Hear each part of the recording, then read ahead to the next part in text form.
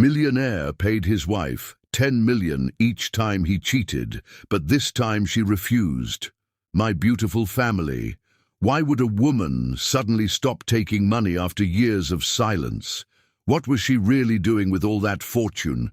Was she building the greatest revenge you'll ever witness? Or was she preparing a love story so powerful it would shake his soul forever? Stay with your brother Mr. Peter till the end, and every answer will unfold before your eyes. Hi, my beautiful, powerful, loyal, and great family, how are you? Let us begin with prayer. Heavenly Father, I bow before you with love and humility. Bless every woman who carries strength in her silence, every mother who sacrifices her dreams for her children, every daughter who brings light to her home, and every grandmother whose prayers protect her family. Women are the foundation of love, the heart of every story, and the crown of every home. Father, bless them with honor, peace, and endless joy. But family, my heart is heavy.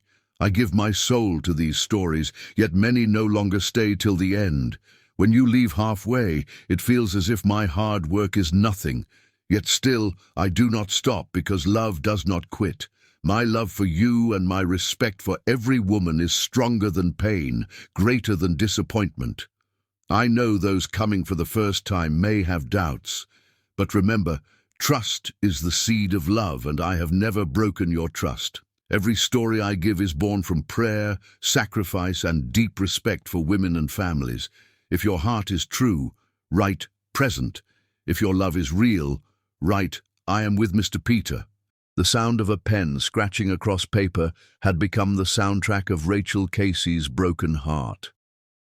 $10 million. That was the price of her husband's latest betrayal, written in Stephen Hendry's precise handwriting across the cream-colored check that lay between them on his mahogany desk. Outside the floor-to-ceiling windows of their Beverly Hills mansion, the city sparkled like scattered diamonds. But inside this oak-paneled study, the air felt heavy with unspoken pain. "There," Stephen said, sliding the check across the polished surface with the casual indifference of a man paying for groceries. "Same as always, Rachel." Clean and simple. Rachel's fingers trembled, not from greed, as Stephen assumed, but from the weight of what this money represented. $70 million over 5 years, 7 checks, 7 betrayals, 7 times her heart had shattered while she smiled and accepted his twisted version of accountability. She was 32 years old, though the lines around her dark eyes made her look older. Stephen was 35, still handsome in that sharp-suited way that had first caught her attention at a charity gala 7 years ago. Back then, she'd been a young teacher volunteering at the event, and he'd been the youngest billionaire in tech, having built his empire from a dorm room coding project that revolutionized cloud computing. "You know," Stephen continued, leaning back in his leather chair that cost more than most people's cars, "I was talking to Harrison at the club yesterday. His wife threw a vase at his head when she found out about his secretary. Drew blood and everything." He chuckled, shaking his head. "Thank God you're more reasonable than that." Reasonable. The word stung like a slap. If only he knew that reasonable meant Rachel had spent every sleepless night for 5 years crying into her pillow, then waking up to teach second graders how to read while her own life fell apart, letter by letter. Most women would have left by now, Stephen added, studying Rachel's face with the detached curiosity of a scientist observing a specimen, or at least demanded I stop. "But you understand how the world works, don't you? Everyone has their price." Rachel looked up from the check, meeting his gaze with those luminous brown eyes that had once sparkled with dreams of growing old together, of children running through their garden, of lazy Sunday mornings reading the newspaper in bed. Now those eyes held secrets Stephen couldn't begin to imagine. "Everyone has their price," she repeated softly, her voice carrying an undertone he was too self-absorbed to catch. "You're absolutely right about that, Stephen." But Rachel wasn't thinking about money at all. She was thinking about little Maria at St. Catherine's Orphanage, whose heart surgery would be paid for with this check. She was thinking about 12-year-old David, who'd been aging out of the system until Rachel's anonymous donations built a transition home. She was thinking about the 53 children who called her Angel Rachel every weekend when she visited, bringing not just financial support, but something more precious: unconditional love. Stephen had no idea that his wife disappeared every Saturday and Sunday, telling him she was visiting her sick aunt in Pasadena. He had no idea that she'd spent the last 5 years creating a secret family with dozens of orphaned children who'd been abandoned by the world. He had no idea that every dollar of his guilt money had gone toward buying formula for babies, school supplies for teenagers, Christmas presents for children who'd never known the magic of waking up to gifts under a tree. "I should get going," Rachel said, folding the check with the same careful precision she used when grading her students' papers. "I have lesson plans to finish for Monday." Stephen glanced at his Rolex, a limited edition worth more than most people's annual salaries. "It's Friday night, Rachel. Don't you think you work too hard? Those kids will be fine without perfect lesson plans for one weekend." If only he knew how wrong he was. Those kids, her students at Roosevelt Elementary, were the light that kept her going through the darkness of their marriage. Teaching wasn't just her job, it was her sanctuary.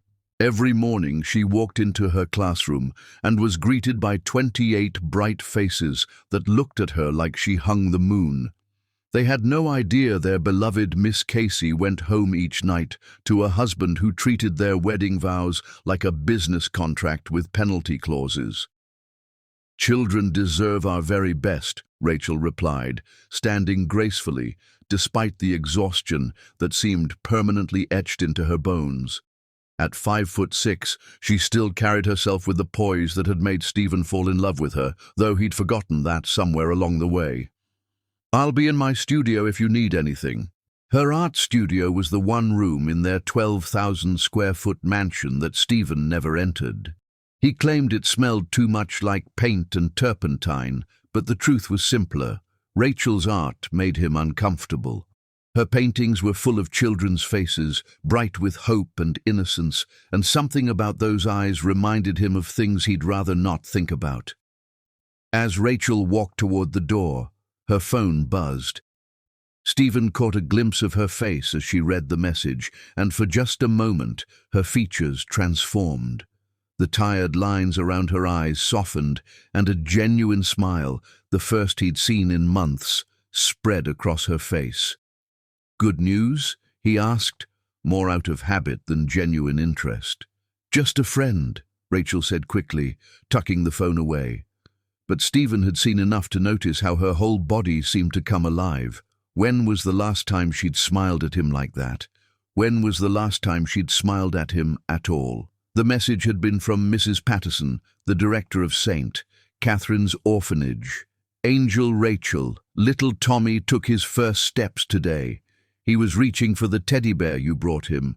Wish you could have seen it. The children are asking when you'll visit again. Friday can't come soon enough." Rachel's heart swelled with joy and pain in equal measure. Friday meant tomorrow, and tomorrow meant 12 hours of pure happiness with the children who loved her unconditionally. But it also meant maintaining the elaborate lie that had become her life, telling Stephen she was visiting her aunt while actually building the family she'd always dreamed of with children who needed her as much as she needed them. "Have a good evening," she said to Stephen, her voice carefully neutral. Stephen barely looked up from his phone, already scrolling through messages from Natalie about their weekend plans. "You too. Don't wait up. I'll be working late." Working late. It was his favorite euphemism, and they both knew exactly what kind of work he'd be doing. Rachel had stopped asking questions about his late nights years ago, right around the time she'd stopped believing his promises that each affair would be the last. As the study door closed behind her with a soft click, Stephen felt a strange moment of something. Regret? Guilt? He couldn't quite name it. but the feeling passed quickly, buried under layers of justification and entitlement that had built up over 5 years of getting away with everything. In her studio, surrounded by paintings of laughing children and sunny meadows, Rachel sat at her easel and pulled out her phone. She scrolled through dozens of photos from her last visit to the orphanage. Emma building blocks, little James learning to tie his shoes, the teenagers working on their homework at the study table she'd funded.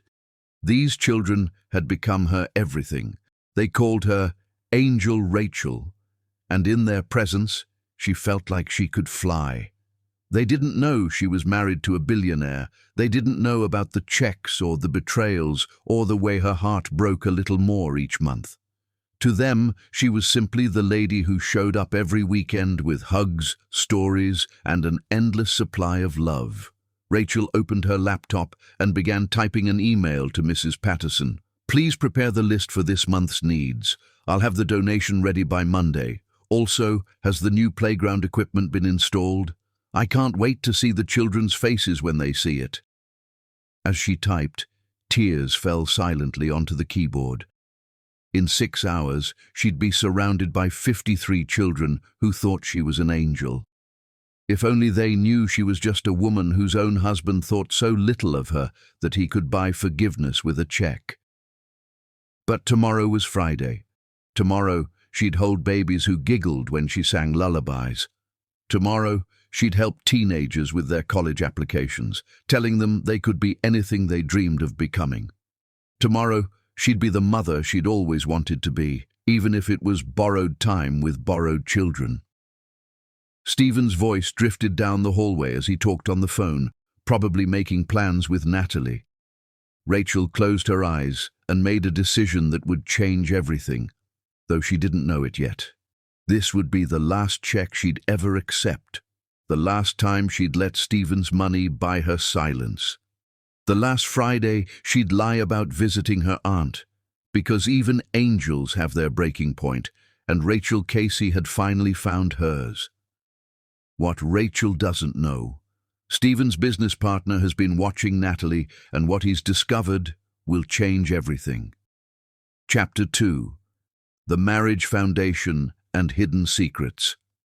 5 years ago, Rachel Casey had believed in fairy tales, until the day she found lipstick on her husband's collar that wasn't her shade of red. The memory hit her like a physical blow as she sat in her car outside St. Catherine's orphanage the next morning, her hands gripping the steering wheel until her knuckles turned white. She'd been Mrs. Stephen Hendry for exactly 6 months when she'd made that devastating discovery, standing in their walk-in closet, holding his shirt like evidence of a crime. She could still remember every detail of that night, how Stephen had come home from his business dinner with cologne that smelled like vanilla and sin, how he'd kissed her forehead with lips that tasted like lies, how she'd waited until he fell asleep before crying silently in the bathroom until dawn. The confrontation the next morning had been excruciating. Stephen, caught red-handed with text messages from his assistant Jennifer sprawled across his phone screen, had done something that still took Rachel's breath away with its coldness. He'd opened his checkbook. 10 million, he'd said, his voice steady as granite. "I messed up and I'm sorry." This should cover the pain and inconvenience. Rachel had stared at the check like it was written in blood. She was 28 years old, 18 months into what she'd thought was a perfect marriage. You think money can fix this?" "Rachel, be realistic," Stephen had replied, already adjusting his tie for another day of building his empire. He was 31 then, still riding the high of his company's IPO success. "We both knew what we were getting into when we married. I'm a powerful man with opportunities. This way, everyone wins. You get financial security, and I get honesty instead of hysterics." The worst part hadn't been his arrogance. It had been the way he'd made her feel naive for expecting fidelity. Like she was the foolish one for believing in love, for thinking their wedding vows meant something sacred. But then, baby Emily at St. Catherine's had gotten pneumonia. Rachel had been volunteering at the orphanage since college, reading to the children every weekend as part of her teacher training program. When she'd learned that Emily, sweet 6-month-old Emily, who'd been found on the orphanage steps, needed expensive medical treatment that their limited budget couldn't cover, Rachel had made a choice that would define the next 5 years of her life. She'd deposited Stephen's guilt money into the orphanage's account. $10 million had saved not just Emily's life, but 17 other children who desperately needed surgeries, therapy, and medical care. It had funded new cribs, hired additional nurses, and transformed the orphanage's medical wing into something that actually gave these abandoned babies a fighting chance. "Angel Rachel!" The sound of children's voices snapped her back to the present as she stepped out of her modest Honda, a car she'd kept despite Stephen's insistence that she drive something more appropriate for a billionaire's wife. 53 children lived at St. Catherine's, ranging from tiny infants to teenagers on the verge of adulthood. To them, Rachel wasn't Mrs. Stephen Hendry, tech billionaire's wife. She was simply the lady who showed up every weekend with armfuls of books, art supplies, and a love so pure it could heal the deepest wounds. "Miss Rachel, Miss Rachel." 8-year-old Emma came running, her dark curls bouncing as she launched herself into Rachel's arms. Emma had been at the orphanage since she was 3, her parents lost in a car accident that had left her with no family in the world, except for the family she'd found here. "Good morning, my sunshine," Rachel whispered, breathing in the scent of Emma's strawberry shampoo. This was what love felt like, not complicated or conditional, but simple and pure as spring water. Mrs. Patterson, the orphanage director, approached with a knowing smile. She was 68 years old and had been running St. Catherine's for 30 years, long enough to recognize something special when she saw it. "Our angel arrives just in time," Mrs. Patterson said warmly. "The children have been asking about you all week, especially since you missed last weekend." Rachel's cheeks flushed with guilt. She'd missed last weekend because Stephen had insisted they attend his company's annual gala, 5 hours of watching him charm investors and potential business partners, while Natalie Dunn hovered at his elbow like a beautiful vulture. "I'm sorry," Rachel said genuinely. "I promise I'll make it up to everyone today." "Oh, my dear," Mrs. Patterson laughed. "You don't owe us anything. You've already given us everything." If only she knew how literally true that was. Over the past 5 years, Rachel had donated every penny of Stephen's guilt payments to St. Catherine's. $70 million had transformed the place from a struggling institution into a model facility that other orphanages studied and admired.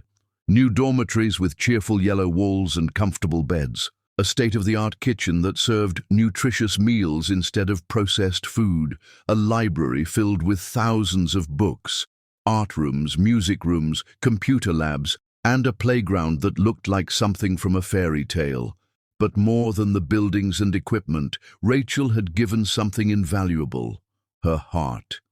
She knew every child's name, their favorite colors, their dreams and fears. She'd held them through nightmares, celebrated their achievements, and loved them with the fierce protectiveness of a mother bear.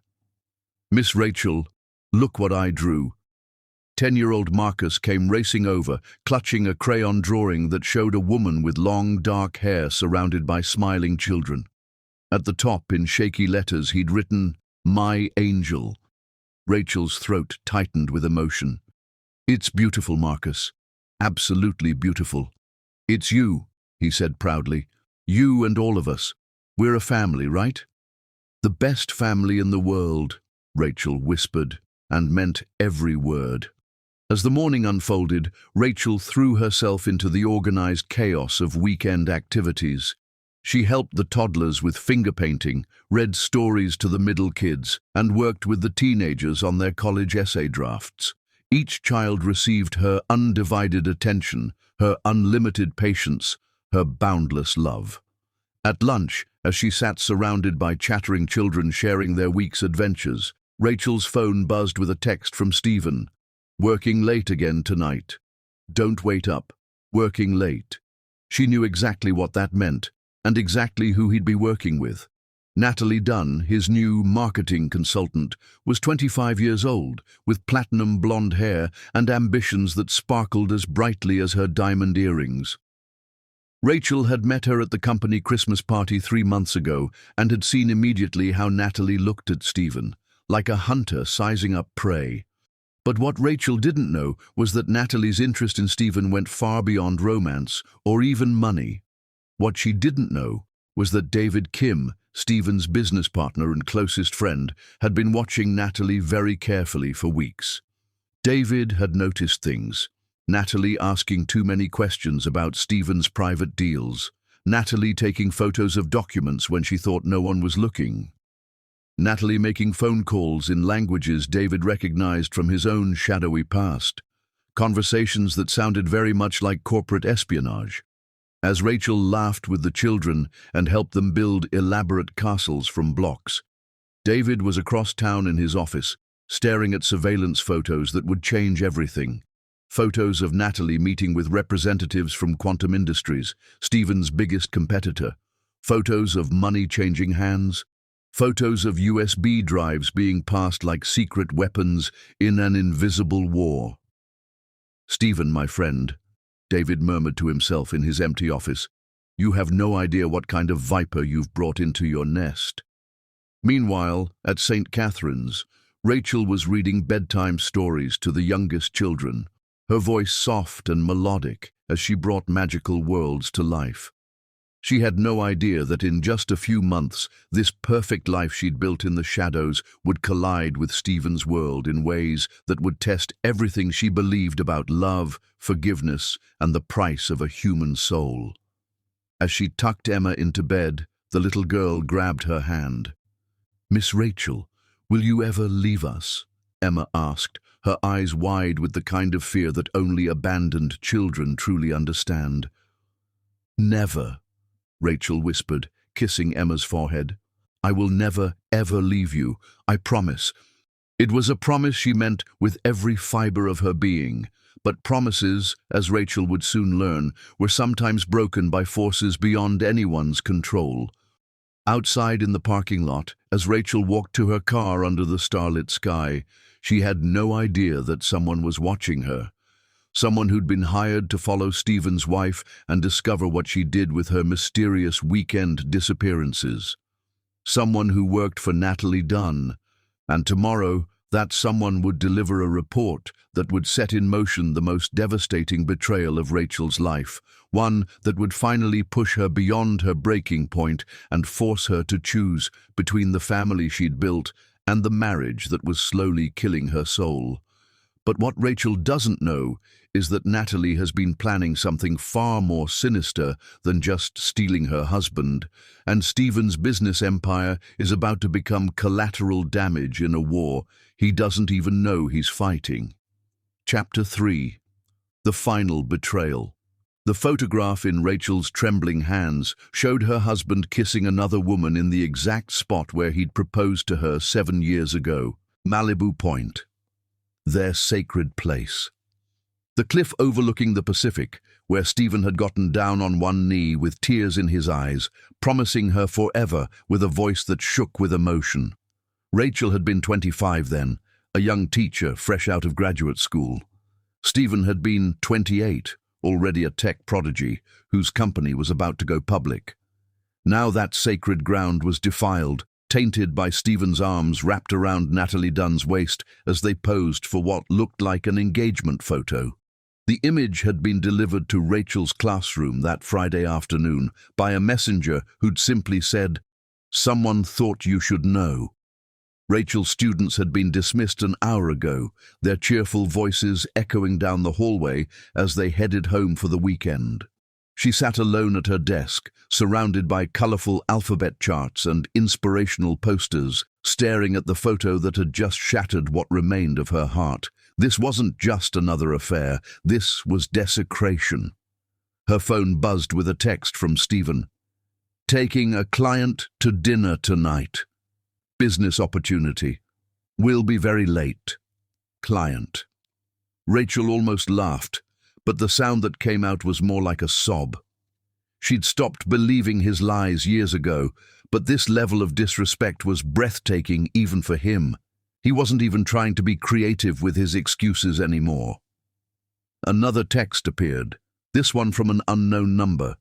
Check the society pages of tomorrow's Herald.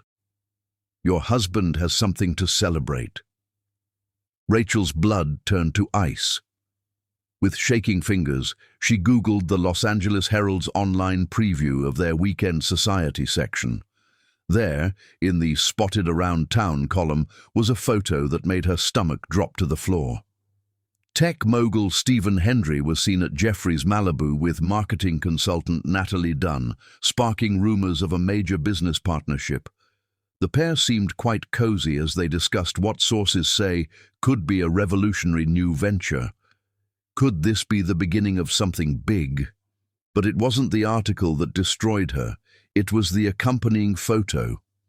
Stephen and Natalie weren't just dining. They were feeding each other dessert, their fingers intertwined, their faces glowing with the kind of intimacy that should have been sacred between husband and wife. And Natalie was wearing Rachel's necklace, the antique sapphire necklace that had belonged to Rachel's grandmother, given to her on her deathbed with the words, "This will protect your heart, my darling. Wear it always." The necklace Stephen had clasped around Rachel's neck on their wedding day, promising it would never leave her throat as long as they both lived. Rachel's hand flew to her bare neck. When had she last worn it? Last weekend, when Stephen had suggested she dress down for their dinner at home. He'd said the necklace looked too formal for a quiet evening together. She'd trusted him, taken it off, left it on her vanity. Now it was around another woman's throat, like a trophy of conquest. Rachel drove home in a daze, her mind struggling to process this new level of cruelty. Stephen had crossed every line, broken every boundary, but this felt different. This felt like he was actively trying to destroy her, not just betraying her. The mansion was empty when she arrived, just as she'd expected. Stephen's cars were gone, and the house felt cavernous and cold despite its opulent furnishings. Rachel walked through rooms that had once felt like home, but now seemed like a museum dedicated to broken dreams. In their bedroom, their marriage bed where she'd once felt safe and loved, Rachel found more evidence of Natalie's presence. A different perfume lingered in the air. Long blonde hairs clung to Stephen's pillow. And on the nightstand, carelessly left behind, was a hotel key card from the Beverly Hills Peninsula with a note in Natalie's handwriting. Room 412, where dreams come true. Your future, N. Your future.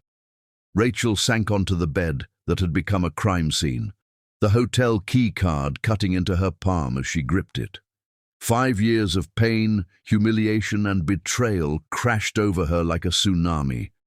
But beneath the hurt was something new, a cold, crystalline clarity that cut through her emotions like a blade. She was done. Done pretending this was a marriage worth saving. Done accepting money as an apology for having her heart trampled. Done being treated like a business transaction in her own life. Rachel stood up and walked to her closet with purpose. She pulled out the simple black suitcase she'd taken on their honeymoon to Italy, back when Stephen had held her hand and promised her the world.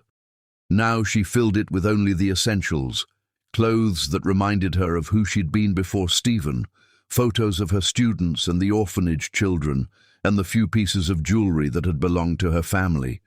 She left behind everything Stephen had bought her, the designer clothes, the expensive jewelry, the first-edition books he'd given her for birthdays. Without bothering to learn, she preferred mysteries to classics. Let Natalie have it all. She was welcome to the gilded cage. Rachel was finally escaping. At 9 o'clock that evening, Stephen's Maserati pulled into the circular driveway. Rachel heard his key in the lock, heard him calling her name with the casual assumption that she'd be waiting for him like she always was. "Rachel, I'm home. Sorry I'm so late." The meeting ran longer than expected. She met him in the foyer, her suitcase at her feet, her spine straight as a sword. Stephen stopped short when he saw her, his face cycling through confusion, annoyance, and something that might have been fear. "What's this about?" he asked, gesturing at the suitcase with the same dismissive wave he might use to swat away a fly. Rachel reached into her purse and pulled out the photograph, the hotel key card, and a printout of the Herald article. She laid them on the marble console table between them like cards in a poker game where she held all the aces. "Malibu Point," she said quietly. "Our place. The place where you promised to love only me until death do us part." Stephen's face went pale as he recognized the photo. "Rachel, I can explain. My grandmother's necklace," she continued, her voice growing stronger. "Around her throat, in our bed, in a hotel room where she writes about being your future." "It's not what you think," Stephen started, but his words sounded hollow even to his own ears. Rachel opened her purse again and pulled out his latest check, $10 million made out to cash, just like always. She held it up between them, and for a moment, Stephen relaxed. Here was the familiar pattern. Here was his wife accepting payment for his sins, ready to move on like they always did. But instead of pocketing the check, Rachel did something that would haunt Stephen for the rest of his life. She tore it in half. The sound of ripping paper echoed through the foyer like thunder. Stephen's jaw dropped as he watched the pieces flutter to the marble floor like fallen snow. "Rachel, what are you doing? Have you lost your mind?" "I'm finding it," she replied, her voice calm as a lake before a storm. "For 5 years, I've let you pay for my dignity. For 5 years, I've let you treat our marriage like a business contract with penalty clauses. For 5 years, I've been your wife in name only, while you've made me complicit in my own destruction." "You're being ridiculous," Stephen snapped, his confusion turning to anger. "Pick up that check. This is how we handle things. This is how we've always handled things. Not anymore." Those 2 words carried the weight of 5 years of suppressed pain, swallowed pride, and silent tears. Rachel picked up her suitcase and walked toward the door, each step feeling like breaking free from chains she'd worn so long she'd forgotten what freedom felt like. "Where are you going?" Stephen demanded, following her. "Rachel, be reasonable. We can work this out. I'll write you a bigger check. 15 million.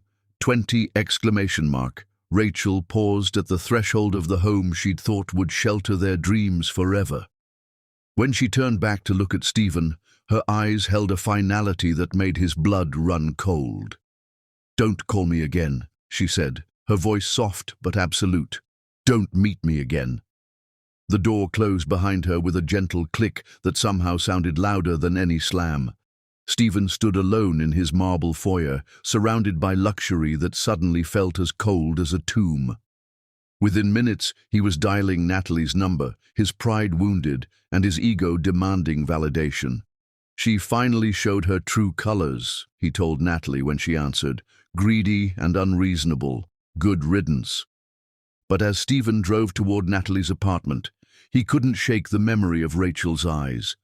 There had been no greed there, no calculation, no anger. Only a profound sadness that seemed to come from somewhere deeper than disappointment. What Stephen didn't know was that Rachel wasn't driving to a hotel or a friend's house. She was driving to St. Catherine's Orphanage, where 53 children were waiting for their angel to tell them goodnight stories.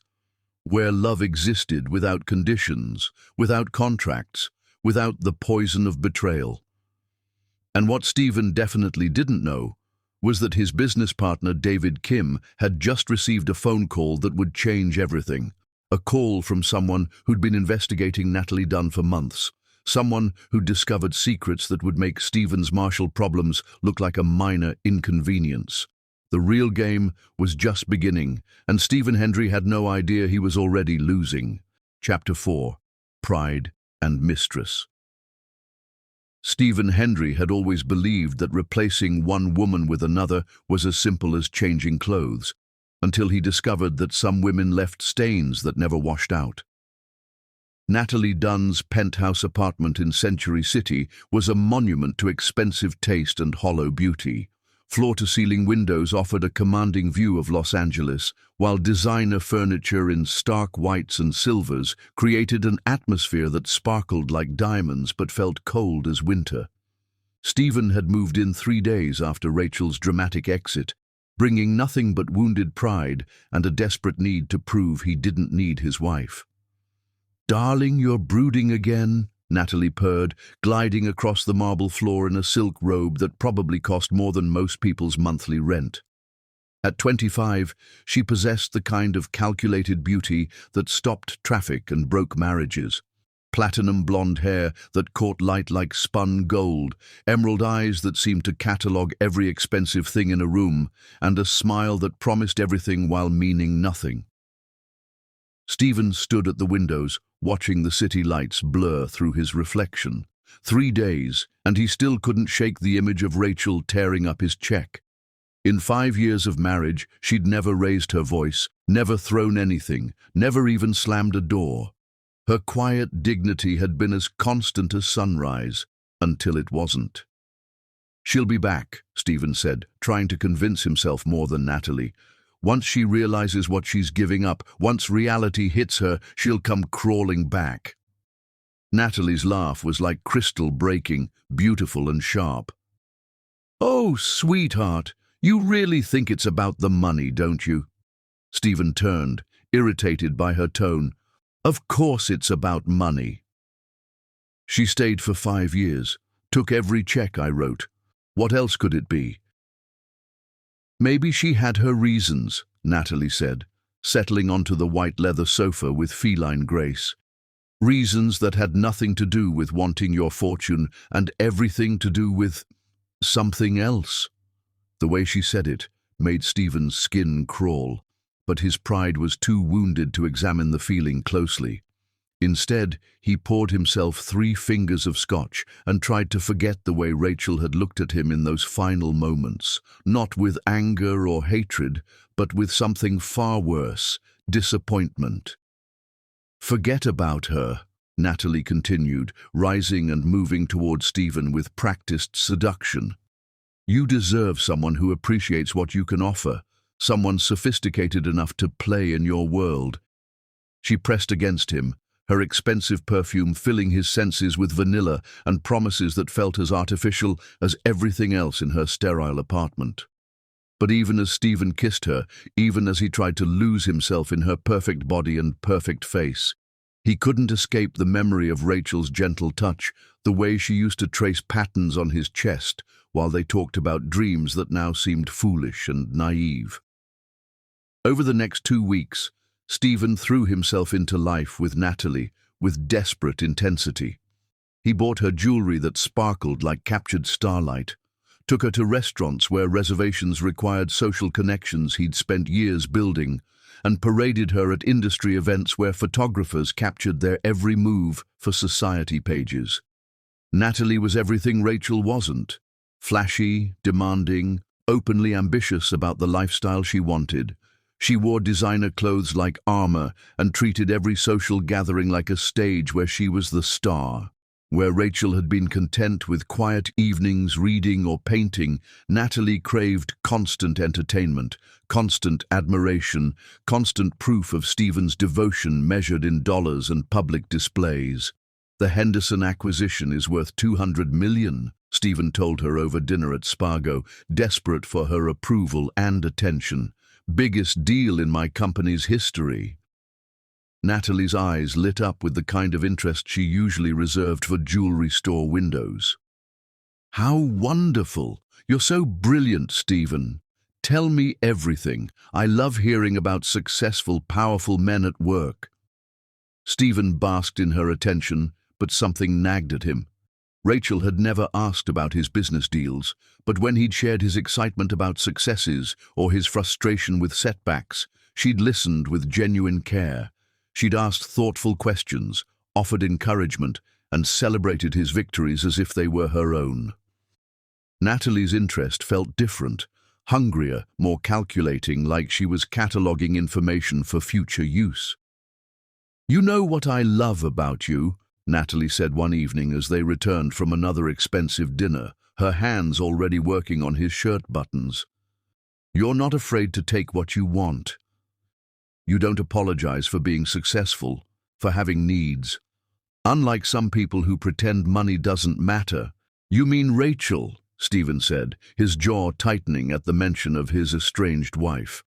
Poor little school teacher, Natalie cooed with mock sympathy, living in that tiny apartment now, probably crying herself to sleep every night. I heard she's working summer school just to pay her bills. How pathetic. Stephen frowned.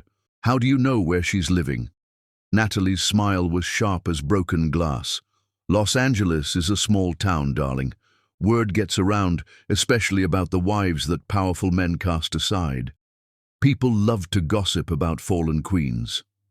That night, as they lay in Natalie's king-sized bed with its silk sheets that felt like ice against his skin, Stephen found himself staring at the ceiling and thinking about Rachel. Was she really struggling financially?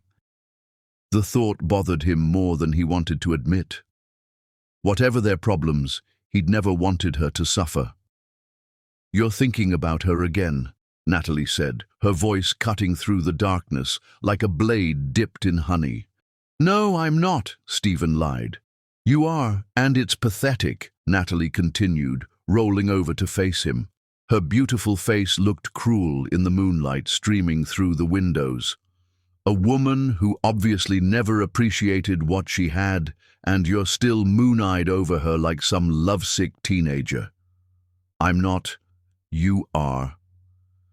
Natalie's mask slipped for just a moment, revealing something cold and calculating underneath her perfect features. But here's what's going to happen, Stephen. You're going to forget about your martyred little wife and focus on what really matters. US, our future together. The life we're building, our future, our life. Stephen realized with growing unease that he'd never discussed any long-term plans with Natalie. Their relationship had been built on physical attraction and wounded pride, not love or shared dreams. Rachel had talked about their future constantly, children they might have, places they'd travel when he retired, the garden she wanted to plant behind their house. What exactly do you see as our future? Stephen asked carefully. Natalie's smile returned, predatory and confident. Well, first we need to make our relationship official. I can't keep being your mistress forever. It's beneath both of us. Then there's the matter of making sure I'm secure in this relationship. Secure? Protected, Natalie clarified, her fingers tracing patterns on his chest that felt nothing like Rachel's gentle touch. I've given up a lot to be with you, Stephen. I've turned down other opportunities, other men who were interested in me. I need to know that my investment in us will pay off. Investment? The word hit Stephen like cold water. Natalie was talking about their relationship like a business deal, calculating returns and minimizing risks. It was exactly how he'd treated his marriage to Rachel, and the parallel made him sick. I see, Stephen said quietly. I knew you'd understand, Natalie continued, apparently missing the chill in his voice. You're a businessman. You know that everything worthwhile requires proper contracts and guarantees. Over the following days, Stephen began to see Natalie with clearer eyes. Her constant need for expensive gifts, her insistence on being photographed at high-profile events, her calculated responses to everything he said, it all added up to a picture he didn't like, but it was a conversation he overheard that finally opened his eyes completely. Natalie was on the phone in her bedroom, while Stephen waited in the living room, and her voice carried through the thin walls of the modern apartment. Of course I'm playing the long game, she was saying to whoever was on the other end. Stephen Hendry is worth $500 million. Do you think I'm going through all this just for fun? The man is completely clueless. He actually thinks I care about his boring business stories. Her laugh was like ice crackling. Rachel Casey was an idiot for walking away from all that money, but her stupidity is my opportunity. By Christmas, I'll have a ring on my finger and a prenup that guarantees me at least 50 million if this doesn't work out. It's just a matter of making him feel like he needs me more than he needs his precious memories of St. Rachel. Stephen felt like he'd been punched in the stomach. Everything, every kiss, every smile, every declaration of affection had been an act. Natalie wasn't in love with him. She was in love with his bank account. The worst part wasn't her deception. The worst part was realizing that he'd done the same thing to Rachel, treated their relationship like a transaction, reduced love to a series of payments and penalties. But Rachel had never been calculating or cruel. She'd endured his betrayals with dignity, accepted his money without demands, and loved him despite everything he'd done wrong. And he'd thrown it all away for a woman who saw him as nothing more than a walking ATM. That evening, Stephen packed his bags while Natalie was at her yoga class. He left a note on her marble counter.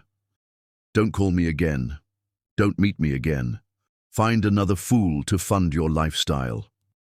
As he drove away from the penthouse, Stephen felt hollow but oddly cleansed.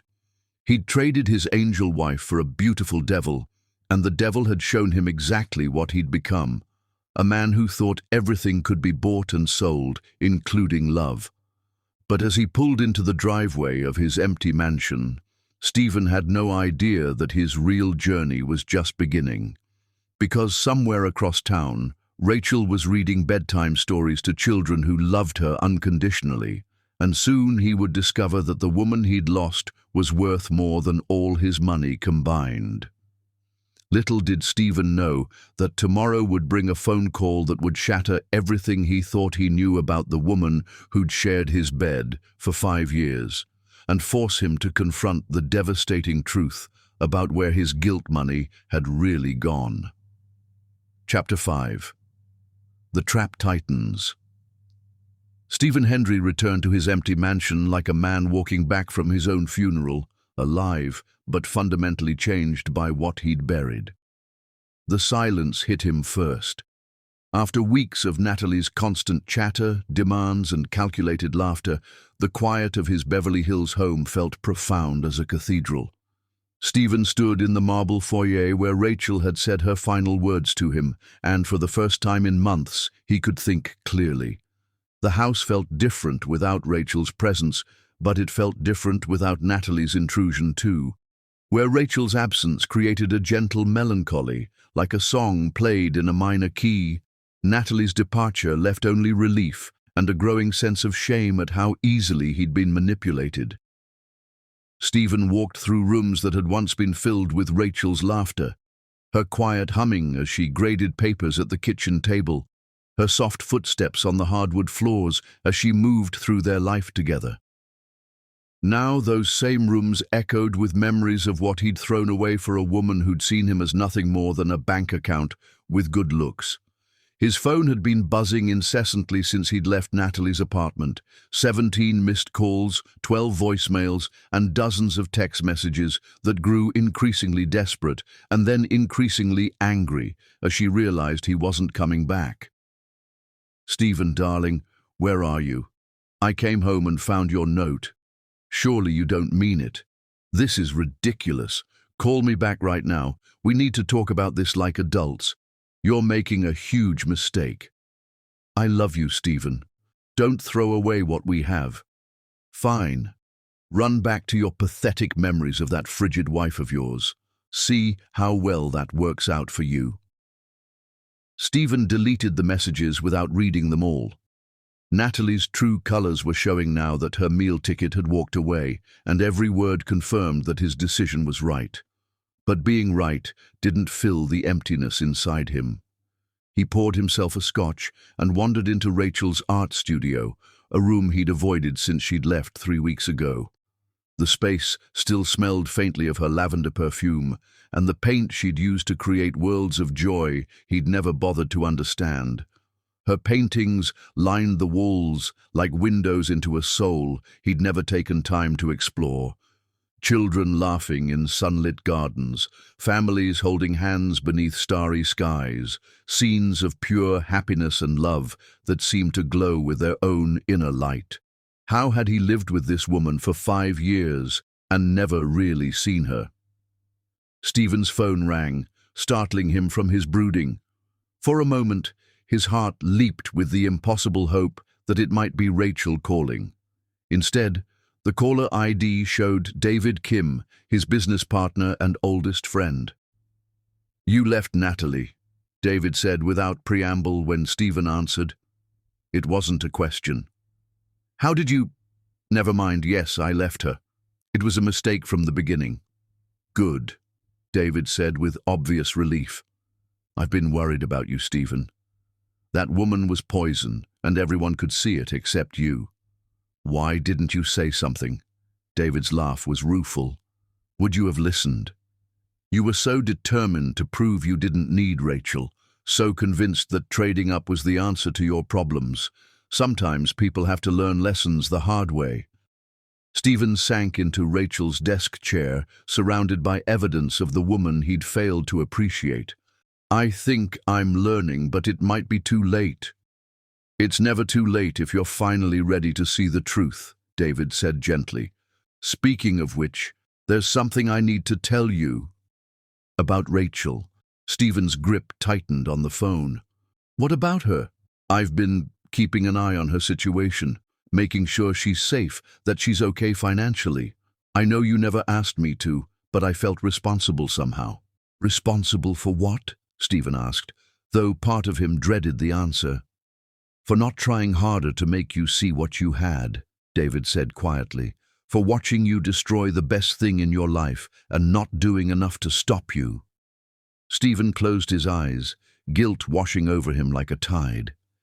Even his friends had seen Rachel's worth more clearly than he had. "Where is she living? Is she struggling?" "That's what I need to talk to you about," David said, his voice careful. "Stephen, Rachel isn't struggling financially. In fact, she's never touched her personal savings, never used any of the credit cards linked to your accounts. She's been living off her teacher's salary and some kind of other income." "Other income. I don't know where it comes from," David admitted. "But Stephen, your wife has been donating massive amounts of money to charity. Hundreds of thousands of dollars, maybe millions, going to various children's organizations and non-profits." Stephen felt like the world had tilted on its axis. "That's impossible. Rachel doesn't have that kind of money." "That's what I thought too. But the financial records don't lie. For the past 5 years, Rachel has been one of the most generous philanthropists in Los Angeles, and nobody knows where her funding comes from." The silence stretched between them as Stephen tried to process this information. Rachel had been giving away millions of dollars. Where had she gotten that kind of money? And then, like lightning striking in a clear sky, the answer hit him. "The checks," Stephen whispered. "What checks?" "The checks I wrote her, after every affair. $10 million, 7 times over 5 years. I assumed she was keeping them for herself." David was quiet for so long that Stephen wondered if the call had dropped. When he finally spoke, his voice was filled with awe and something that sounded like grief. "Stephen, are you telling me that Rachel took your guilt money and gave it all away?" I don't know. Maybe. God, I never asked." $70 million, David said slowly. "If she donated all of it, Stephen, your wife has been one of the largest anonymous philanthropists in the city. Do you have any idea how many lives that could have changed?" Stephen felt sick. All these years he'd thought Rachel was greedy, materialistic, staying with him for the luxury and security his money provided. Instead, she'd been turning his betrayals into blessings for people who needed help. "I have to find out," Stephen said, his voice shaking. "I have to know what she did with that money." "Be careful," David warned. "If I'm right about this, If Rachel really has been giving away millions in your name, then you're going to have to face some hard truths about who she is versus who you thought she was. After David hung up, Stephen sat in Rachel's studio surrounded by her paintings of happy children and felt like he was drowning in his own ignorance. Had those children in her artwork been real? Had they been beneficiaries of the money he'd paid for her silence? He thought about all the times Rachel had disappeared on weekends, claiming to visit her sick aunt in Pasadena. He'd never questioned these trips, never offered to come along, never even asked about the aunt's condition. He'd been too busy planning his next betrayal, his next affair, his next payment for the privilege of destroying their marriage piece by piece. What if there had been no sick aunt? What if Rachel had been visiting children, helping families, using his guilt money to heal wounds he didn't even know existed? Stephen's hands shook as he pulled out his phone and began searching for information about children's charities in Los Angeles. Names blurred together: orphanages, hospitals, scholarship funds, meal programs. Any one of them could have been touched by Rachel's generosity, could have been saved by money he'd never bothered to track after writing the checks. As the hours passed and the sun set outside Rachel's studio windows, Stephen began to understand the magnitude of what he'd lost. Not just a wife, but a saint.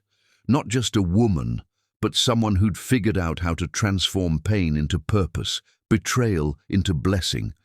And he'd let her walk away because he'd been too blind, too selfish, too convinced of his own narrative to see the truth that was right in front of him. Tomorrow, Stephen decided, he would start looking for answers. He would find out where Rachel had gone, what she'd done with his money, and who she really was beneath the surface he'd never bothered to explore. But tonight, sitting in her empty studio surrounded by paintings of children who might owe their happiness to her secret generosity, Stephen Hendry finally began to understand what love really looked like. And it looked nothing like what he'd given her. As Stephen sat alone with his devastating realizations, he had no idea that Rachel was across town at an orphanage, reading bedtime stories to 53 children who called her Angel, children whose lives had been saved by the very money he'd thrown at her like pieces of silver, never knowing she was turning each coin into pure gold. Chapter 6. The Discovery. The mansion that had once been Stephen's palace now felt like a mausoleum, and he was about to discover that the woman he'd buried there had been an angel all along. 4 weeks had passed since Rachel had walked out of his life. 4 weeks since Stephen had ended things with Natalie and returned to the echoing emptiness of his Beverly Hills home. The house felt too quiet, too empty, too full of memories that cut like broken glass every time he tried to forget them. He'd been living like a ghost, haunting rooms that had once been filled with Rachel's gentle presence. Her coffee mug still sat in the kitchen sink, unwashed since the morning she'd left. Her books remained on the nightstand, bookmarks still holding her place in stories she'd never finish. Her absence lingered in every corner like a perfume that grew stronger instead of fading. The sleepless nights had become routine now. Stephen would lie in their bed, his bed now, staring at the ceiling and thinking about David's words. If Rachel really has been giving away millions in your name, then you're going to have to face some hard truths about who she is versus who you thought she was. The question had been eating at him for days, growing from a whisper to a roar that drowned out every other thought. Where had the money gone? What had Rachel done with $70 million over 5 years? And why had she continued driving her Honda, teaching at the same school, living as if the money meant nothing to her? Tonight, driven by insomnia and a desperate need for answers, Stephen had finally decided to stop wondering and start looking. Rachel's studio was exactly as she'd left it, paintbrushes still soaking in cloudy water, half-finished canvases propped against the walls, tubes of paint scattered across her work table like colorful evidence of interrupted dreams. Stephen had avoided this room for weeks, but now he forced himself to enter the space that had been Rachel's sanctuary. Every painting showed children. Children laughing, children playing, children reading books under sunny skies. Their faces glowed with innocence and happiness, and their eyes seemed to follow Stephen as he moved through the room like a trespasser in a sacred space. These weren't her students from Roosevelt Elementary. He'd met those children at school events. These were different children, younger and older, faces he'd never seen before. Who were they? And why had Rachel painted them with such loving detail? Stephen's hands shook as he approached Rachel's desk, a simple white piece she'd bought second-hand and painted herself. The drawers were unlocked, trusting in a way that made his chest ache with shame.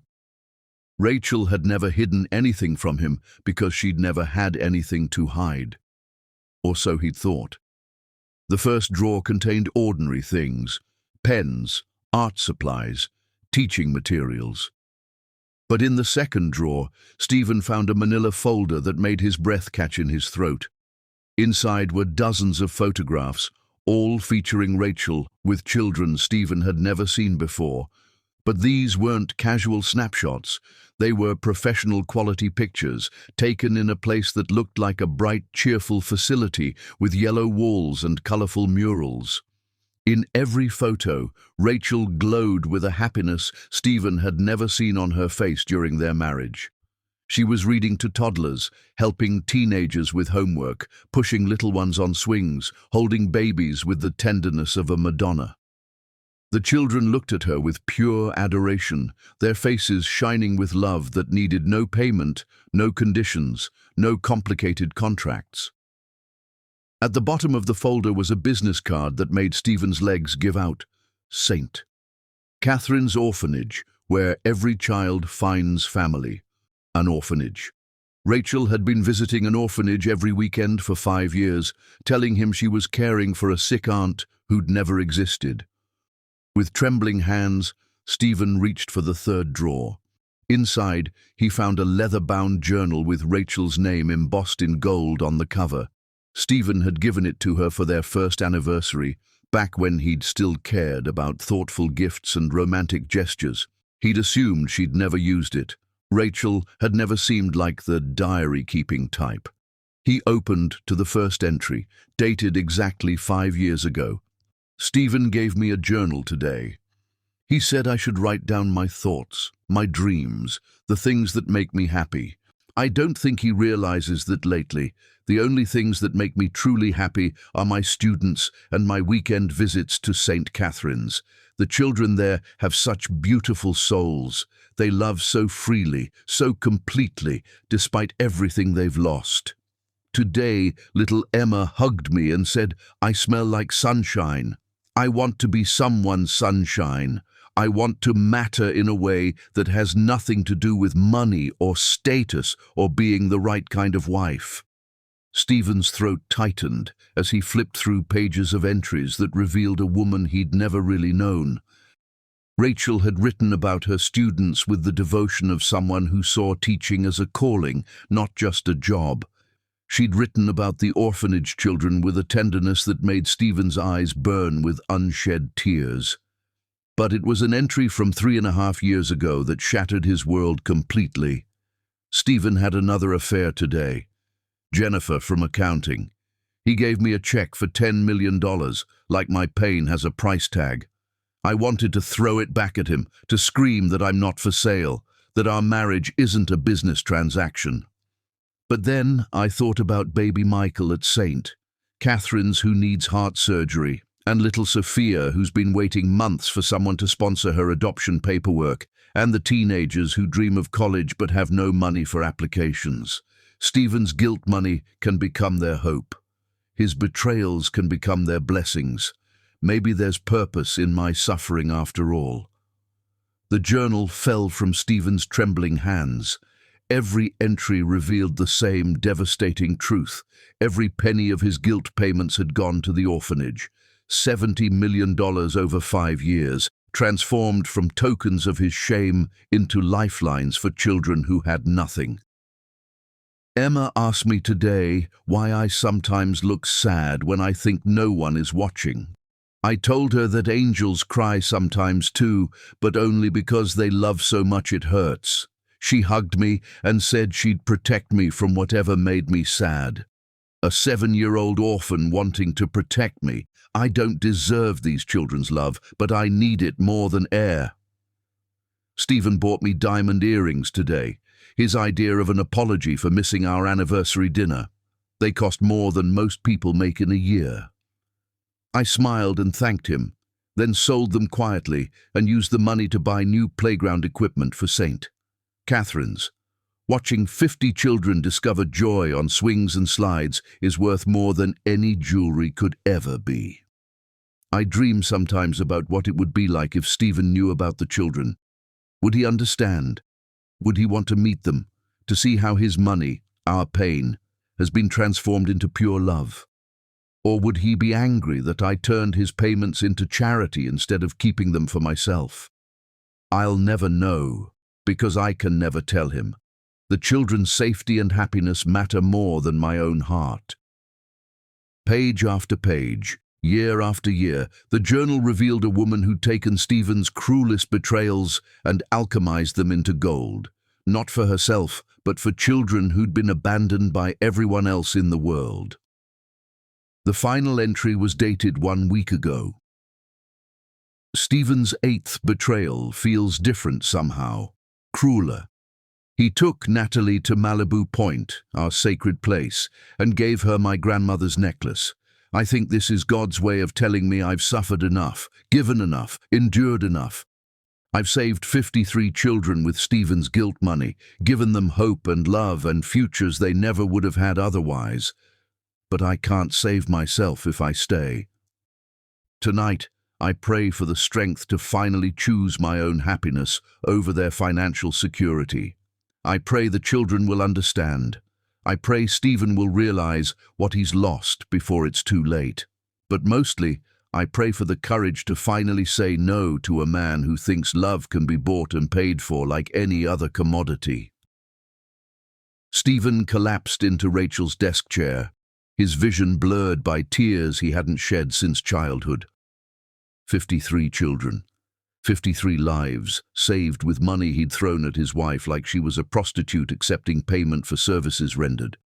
He'd thought Rachel was greedy, selfish, motivated by money. Instead, she was the most selfless person he'd ever known. A woman who'd endured 5 years of humiliation and heartbreak to save children who had no one else. With shaking fingers, Stephen pulled out his phone and called information. St. Catherine's orphanage, please. St. Catherine's, this is Mrs. Patterson speaking. How may I help you?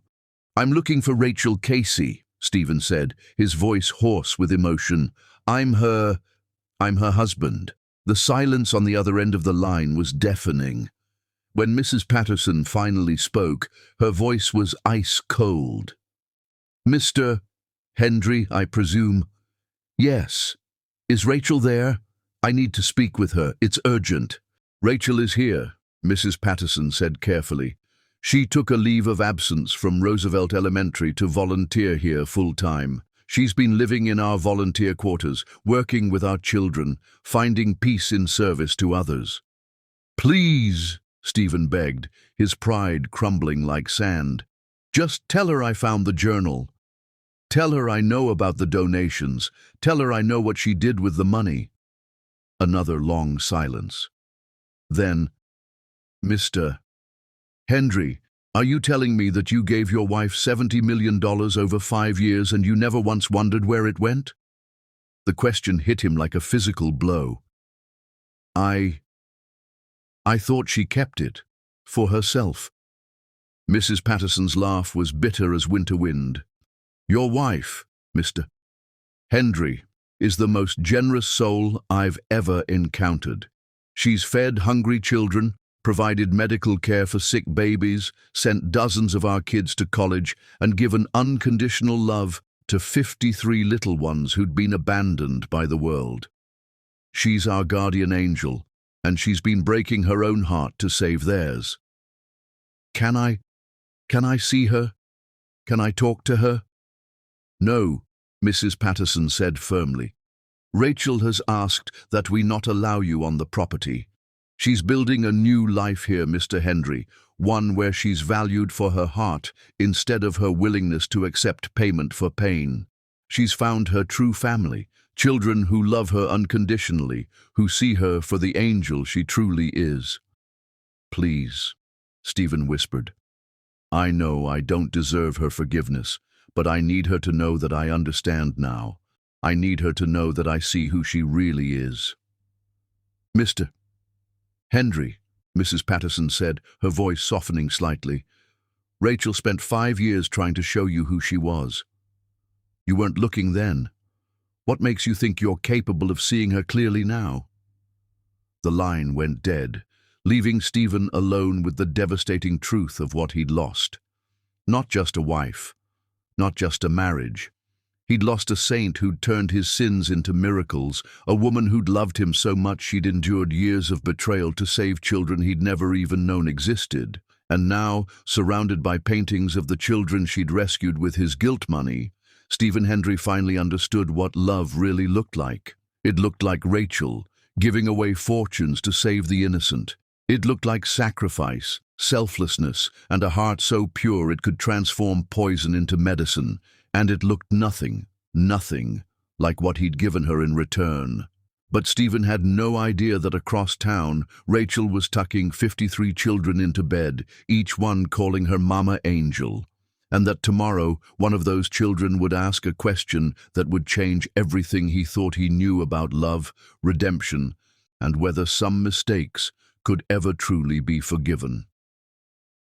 Chapter 7. The Awakening and Broken Pride. The rain that fell on Beverly Hills that Saturday morning seemed to wash away the last of Stephen Henry's illusions, leaving him naked and shivering in the truth of what he'd become. 5 weeks had passed since Rachel had walked out of his life. 5 weeks since Stephen had discovered the journal that revealed his wife's true heart. The leather-bound book now lived on his nightstand, its pages worn from countless readings, as Stephen tried to understand how he'd lived with an angel for 5 years without ever seeing her wings.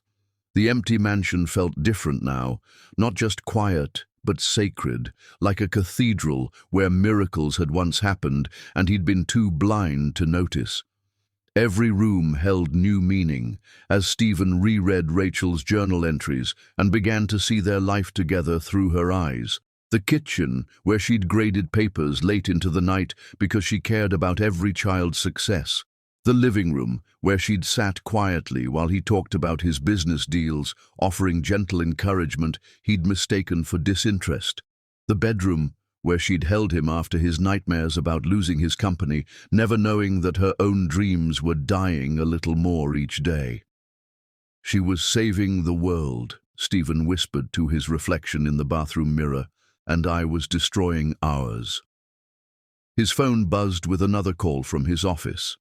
Patricia Wells, his CFO, had been trying to reach him for days about the quarterly reports, but Stephen couldn't bring himself to care about profit margins when he'd just discovered that his wife had been running a secret charity worth more than most corporations. Instead of answering, Stephen dressed in jeans and a simple sweater, clothes Rachel would have approved of, and drove to St. Catherine's Orphanage. He didn't go inside. Mrs. Patterson had made it clear he wasn't welcome, and Stephen respected Rachel's wishes even as they broke his heart. But he sat in his car across the street for hours, watching children play in a yard that his money, Rachel's sacrifice, had helped create. The playground equipment was beautiful, clearly expensive, designed to spark joy and imagination, swings shaped like animals, slides that twisted like rainbows, climbing structures that looked like fairy tale castles.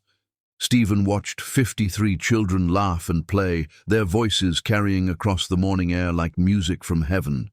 These were the faces from Rachel's paintings. These were the children she'd chosen over him, the family she'd built with his guilt money while he'd been too selfish to see what was happening in his own home. A little girl with dark curls caught his attention. She couldn't have been more than 8 years old, but she moved among the younger children like a protective older sister.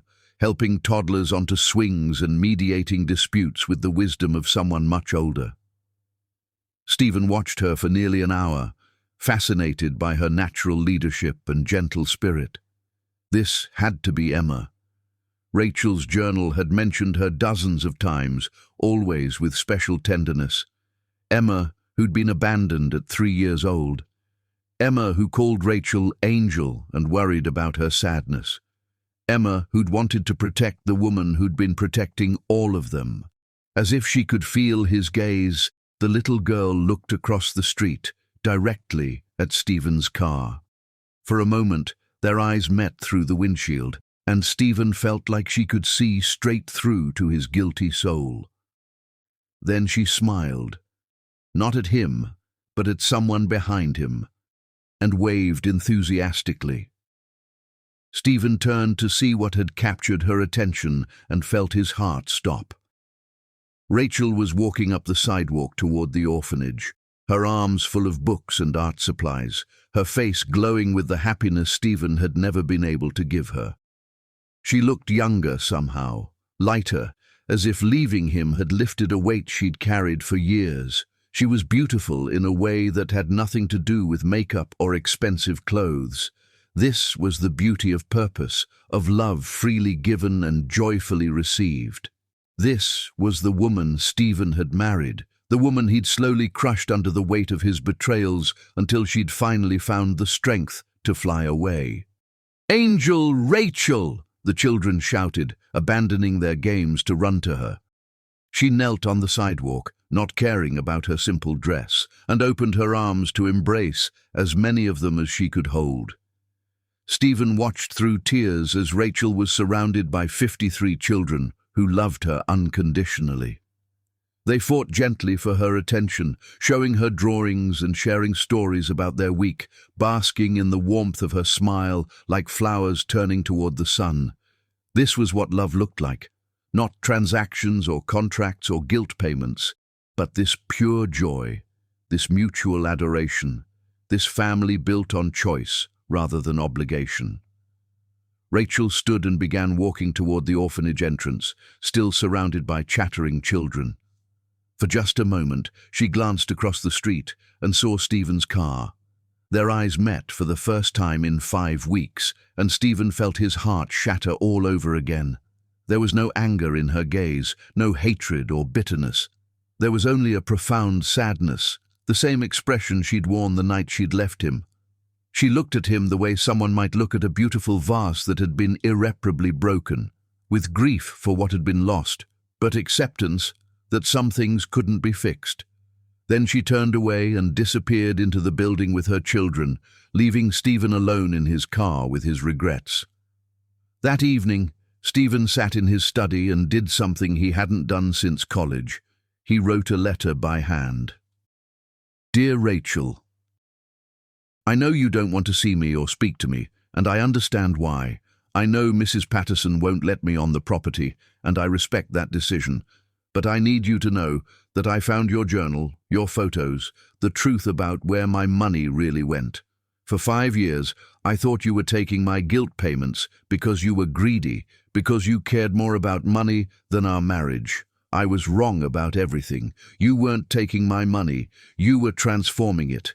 You turned my betrayals into blessings, my sins into salvation for children who needed miracles.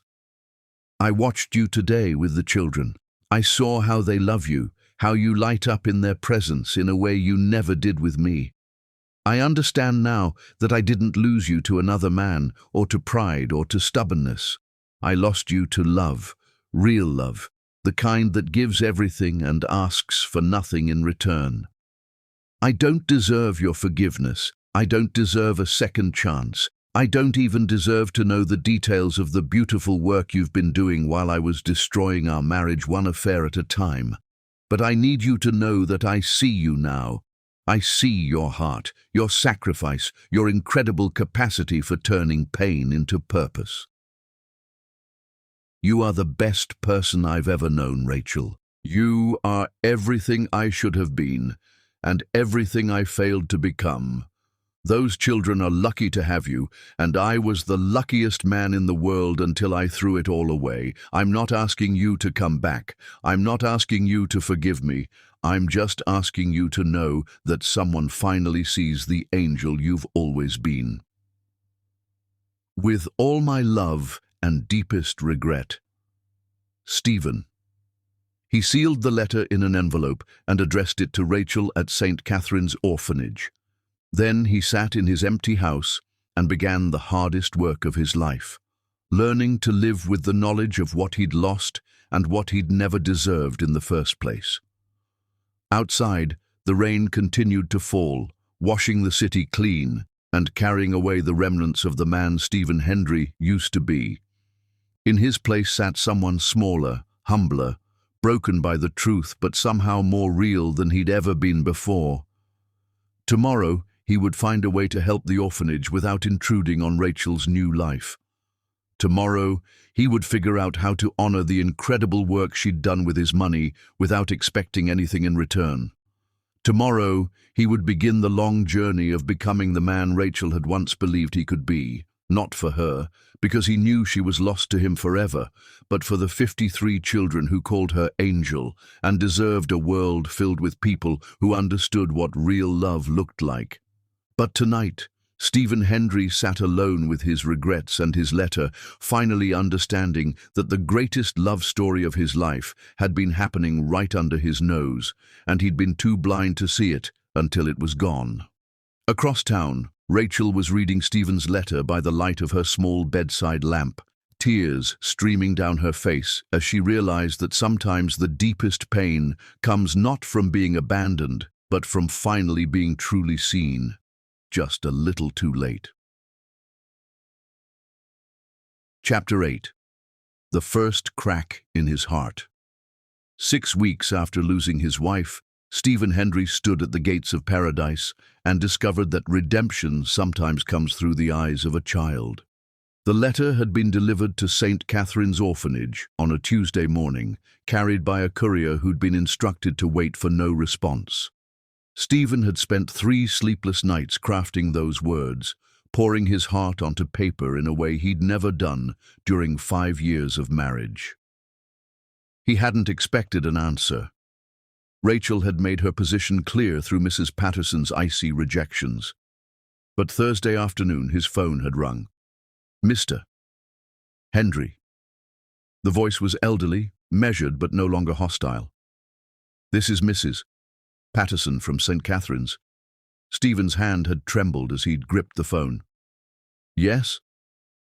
Rachel read your letter. She cried for a long time after reading it. Then she asked me to call you. She wants to see me. Hope had flared in Stephen's chest like a struck match. No, Mrs. Patterson had said gently, extinguishing that flame. She's not ready for that, and I'm not sure she ever will be. But she said something that surprised me. She said that if you truly want to understand what your money became, if you really want to see the miracles you helped create, then perhaps you should meet the children who call her Angel.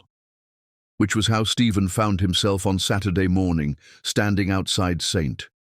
Catherine's Orphanage with his heart hammering against his ribs and his hands sweating despite the cool October air. He'd dressed carefully, simple khakis and a blue button-down shirt, nothing flashy or expensive.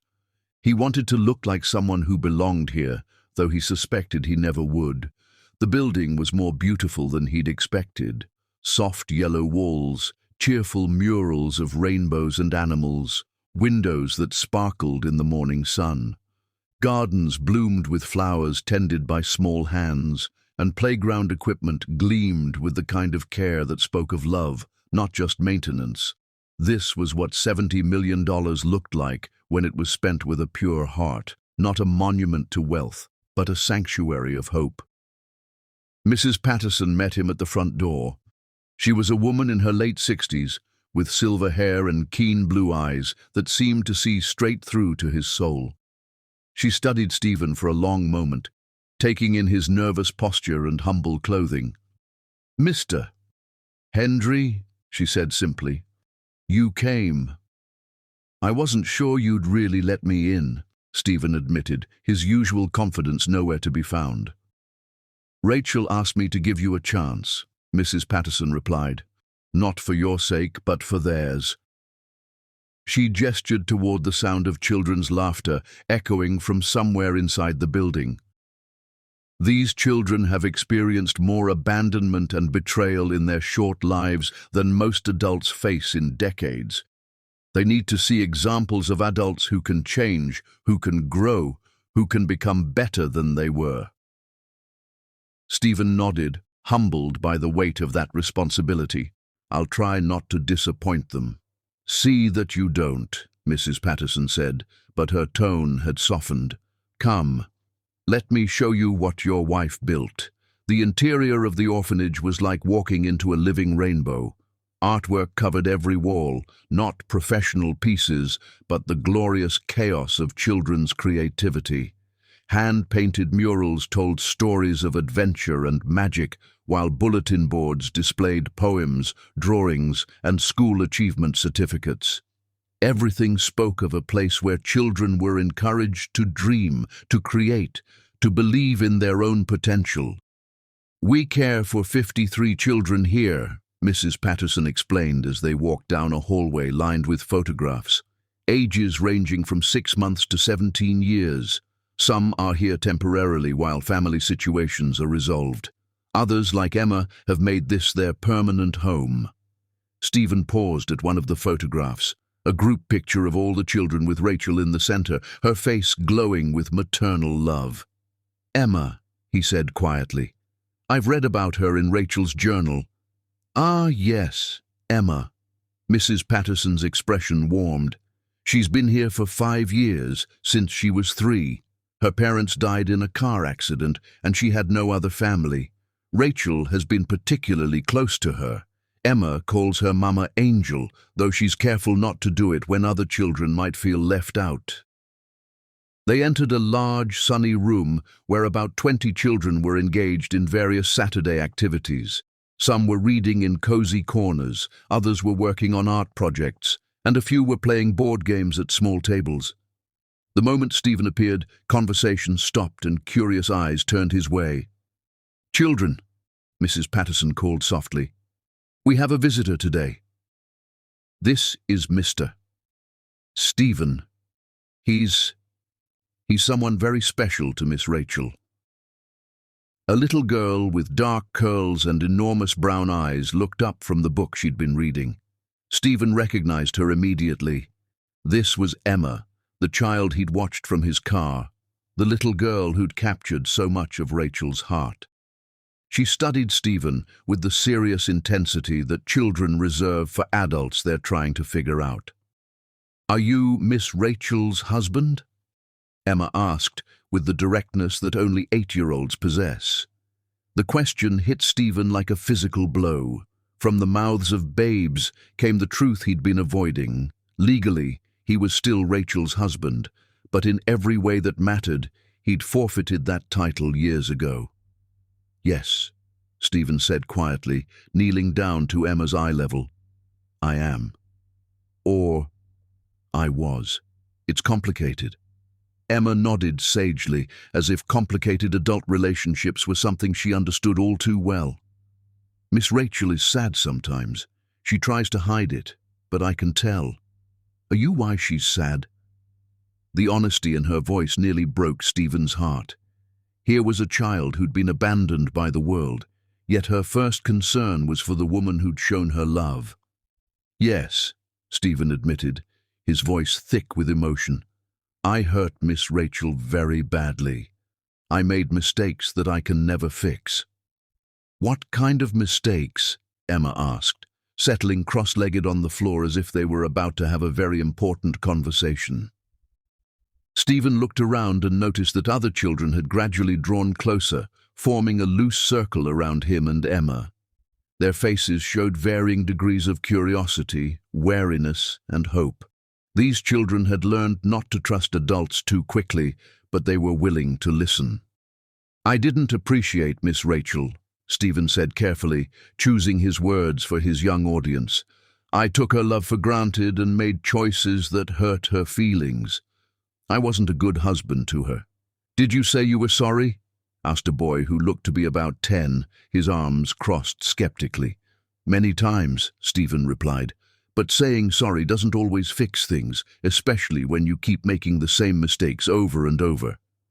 Miss Rachel always says that real sorry means you change your behavior, Emma said wisely. Did you change your behavior? Stephen felt tears prick his eyes. Here was an 8-year-old orphan teaching him lessons about accountability that he'd failed to learn in 35 years of life. No, he admitted, I didn't change. And because I didn't change, Miss Rachel had to leave to protect her own heart. Emma nodded solemnly. Sometimes people have to leave to stay safe. I understand that. The simple acceptance in her voice made Stephen realize that these children understood abandonment in ways he never could.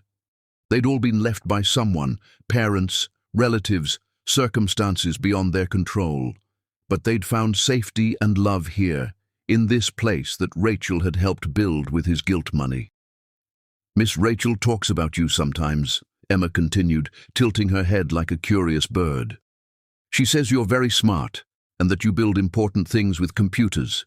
But she says you forgot how to build the most important thing. What's that? Stephen asked, though he suspected he knew the answer. Love, Emma said simply. She says love is like a garden. You have to water it and take care of it every day or it dies. Did you forget to water your love garden? Stephen's vision blurred with tears he couldn't hold back. Yes, Emma.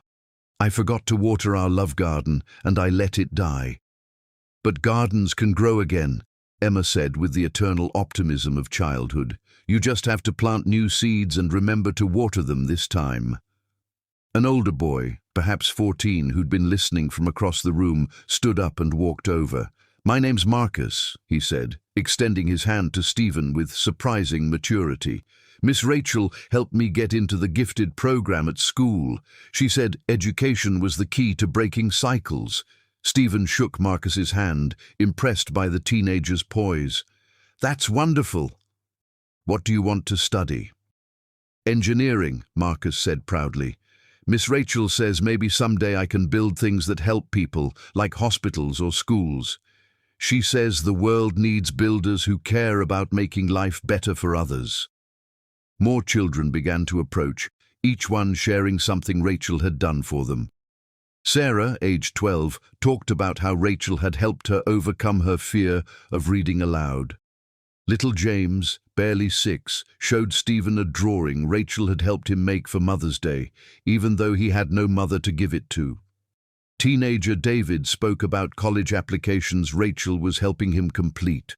Story after story painted a picture of a woman who saw potential in every child, who invested time and attention and hope in young lives that others had written off. Stephen began to understand that Rachel hadn't just donated his money to this place. She'd donated herself, becoming the mother figure these children had never had or had lost too soon. Mr. Stephen, Emma said during a quiet moment, can I ask you something important? Of course. Do you love Miss Rachel? The question was so direct, so innocent, yet so profound, that Stephen felt like his chest was cracking open. Yes, he whispered. I love her more than anything in the world, but I didn't know how to show it properly. Then maybe you should learn, Emma said matter-of-factly. Miss Rachel taught me how to tie my shoes when I was little. She taught Marcus how to do algebra. She taught Sarah how to be brave. Maybe she could teach you how to love better if you asked nicely. Stephen looked into Emma's wise 8-year-old eyes and saw something that took his breath away. Hope. Not naive optimism, but the hard-won hope of a child who'd survived loss and found family in unexpected places. These children believed in second chances because Rachel had given them second chances. They believed in redemption because they'd experienced it firsthand.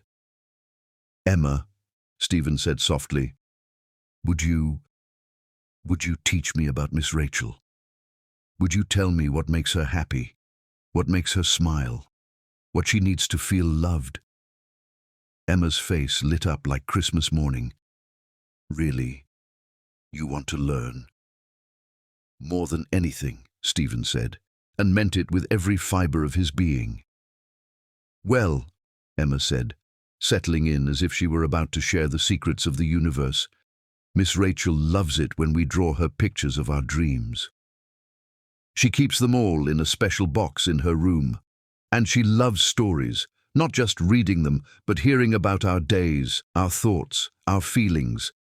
She says every person has a story worth telling. What else? Stephen asked, hanging on every word. She loves flowers, but not fancy ones. She likes the ones we pick from the garden, even if they're just dandelions. She says beauty is about love, not money. Emma paused, studying Stephen's face. Are you rich, Mr. Stephen? Yes, Stephen admitted. Miss Rachel says being rich is only good if you use your money to help others. She says money is like water. If you keep it all in one place, it gets stagnant, but if you share it, it helps things grow. Stephen felt something fundamental shifting inside his chest, like a door that had been locked for years, suddenly swinging open. These children, these abandoned, forgotten children, were teaching him lessons about love and purpose that his expensive education and business success had never provided. Emma, he said quietly, would you mind if I came back next weekend? Would you teach me more about how to love better? Emma beamed. Yes. And maybe if you learn really well, Miss Rachel won't be sad anymore. As Stephen prepared to leave an hour later, Mrs. Patterson walked him to the door. That was unexpected, she said quietly. What was? Watching you with the children. You listened to them, really listened. You let an 8-year-old teach you things most adults would be too proud to learn. Stephen thought about Emma's wisdom, about the hope in Marcus's eyes, about the way these children had opened their hearts to a stranger simply because he belonged to someone they loved. They're remarkable, he said. Rachel has built something incredible here. She has, Mrs. Patterson agreed. But Mr. Henry, I need you to understand something. These children have been disappointed by adults before. If you're going to be part of their lives, if you're going to let them care about you, then you need to be reliable. You need to be someone they can count on. Stephen met her gaze steadily. I understand. And Mrs. Patterson, thank you. Thank you for giving me a chance I don't deserve. As Stephen drove home, Emma's words echoed in his mind. Maybe she could teach you how to love better if you asked nicely. For the first time in weeks, Stephen felt something other than despair. It wasn't hope exactly. That seemed too presumptuous after everything he'd destroyed. But it was possibility. The possibility that love wasn't a finite resource that could be used up, but a skill that could be learned, practiced, and improved. He had no idea if Rachel would ever forgive him. He had no idea if their marriage could be saved. But he knew with absolute certainty that he wanted to become the kind of man these children believed he could be. The kind of man who deserved to love an angel like Rachel Casey. That night, as Stephen sat in his empty mansion planning ways to help the orphanage, he had no idea that Rachel was across town tucking Emma into bed, and that the little girl was praying for something that would change all of their lives forever. Chapter 9. The Long Road to Redemption. 9 months after Rachel Casey had walked away from a billionaire's fortune, Stephen Hendry had learned that becoming worthy of love was the hardest work he'd ever done, and the only work that truly mattered. The November rain drummed against the windows of St. Catherine's Orphanage as Stephen sat cross-legged on the floor of the reading room, surrounded by 8 children between the ages of 4 and 7. In his hands was a worn copy of The Giving Tree, a book he'd never read as a child but had come to understand as an adult who'd spent his life taking instead of giving. And the tree was happy. Stephen read, his voice soft and steady, because she had given everything she could give. Little Tommy, a 6-year-old who'd arrived at the orphanage just 3 months ago, raised his hand. Mr. Stephen, why did the tree give away all her branches and her trunk? Wasn't she sad to have nothing left? Stephen looked into Tommy's earnest face and saw himself reflected there, a soul trying to understand the difference between love and loss, between sacrifice and foolishness. 9 months ago, he would have given a business answer, something about investment and returns. Now, he'd learned to speak a different language. Sometimes, Tommy, when you love someone very much, making them happy is more important than keeping things for yourself. The tree wasn't sad because she knew her gifts had helped the little boy have a good life. Like how Miss Rachel gave away her money to help us, asked 6-year-old Lily, her pigtails bouncing as she nodded with understanding. Stephen's breath caught. Even the youngest children knew about Rachel's sacrifices.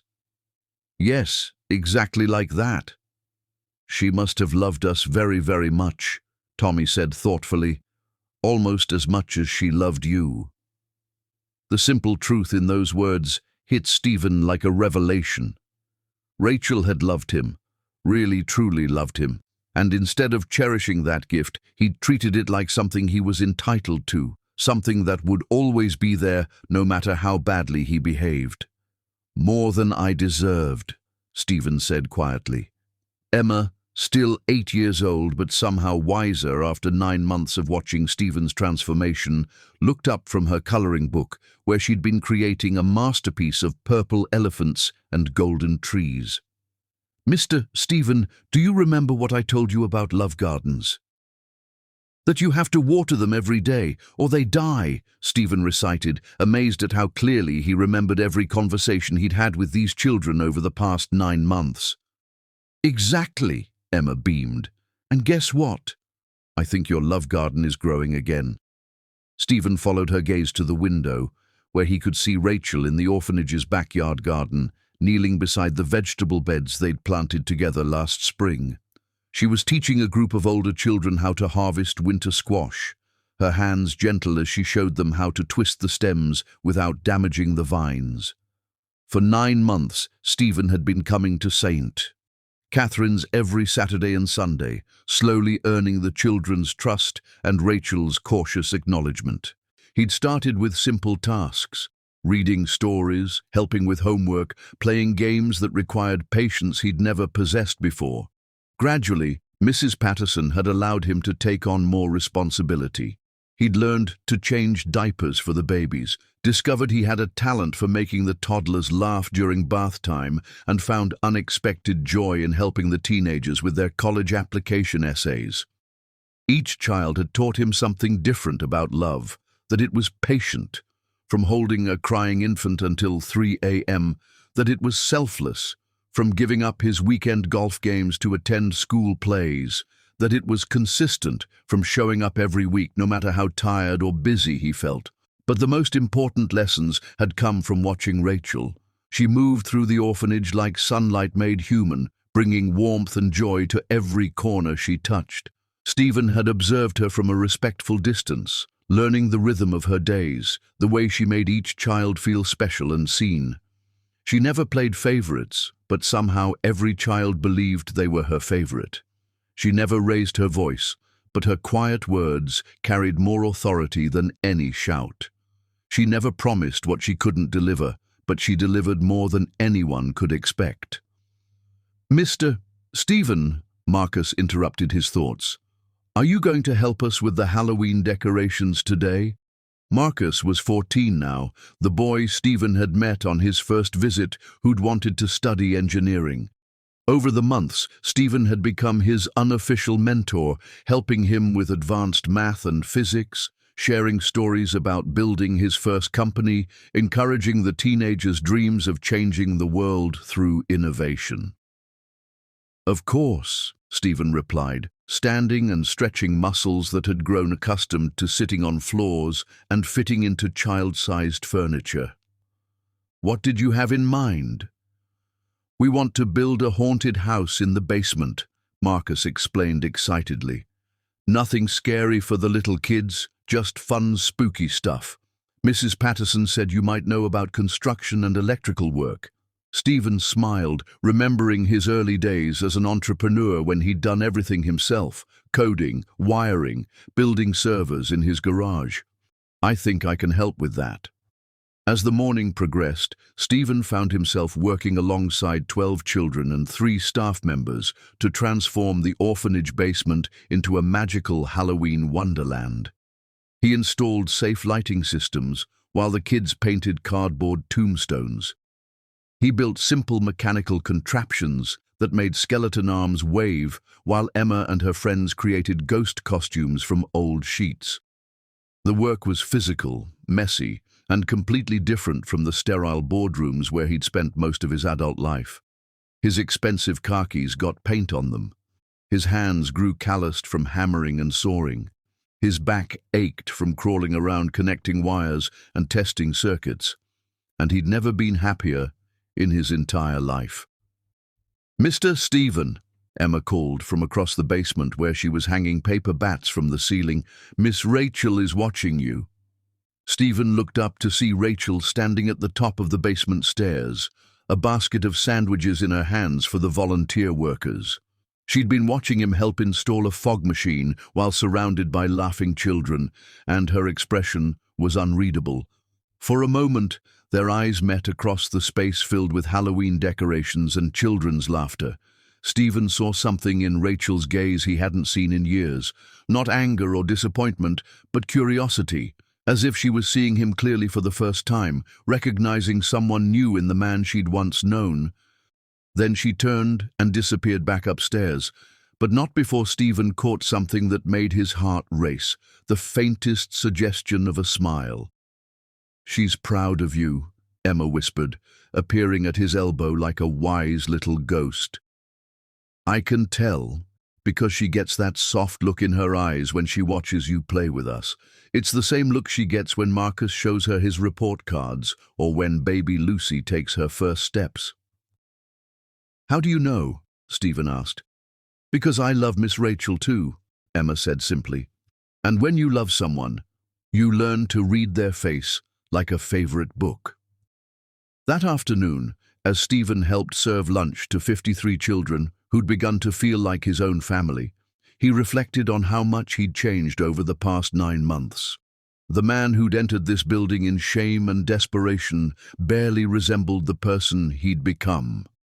Stephen had made the decision 3 months after Rachel left to step back from day-to-day operations of his company, promoting David Kim to CEO while he focused on what he'd finally realized mattered most. He still attended board meetings twice a week and handled major strategic decisions, but his real work now happened here, with children who taught him that success meant something entirely different than he'd ever imagined. Most importantly, he'd learned to love without expecting anything in return. These children gave him their trust, their laughter, their simple affection, not because he was wealthy or successful, but because he showed up, because he cared, because he'd proven week after week, month after month, that he wasn't going to abandon them. "Mr. Stephen," Mrs. Patterson approached him as he helped clean up after lunch. "Might I have a word?"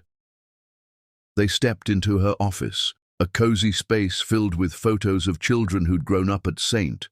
Catherine's and moved on to successful lives.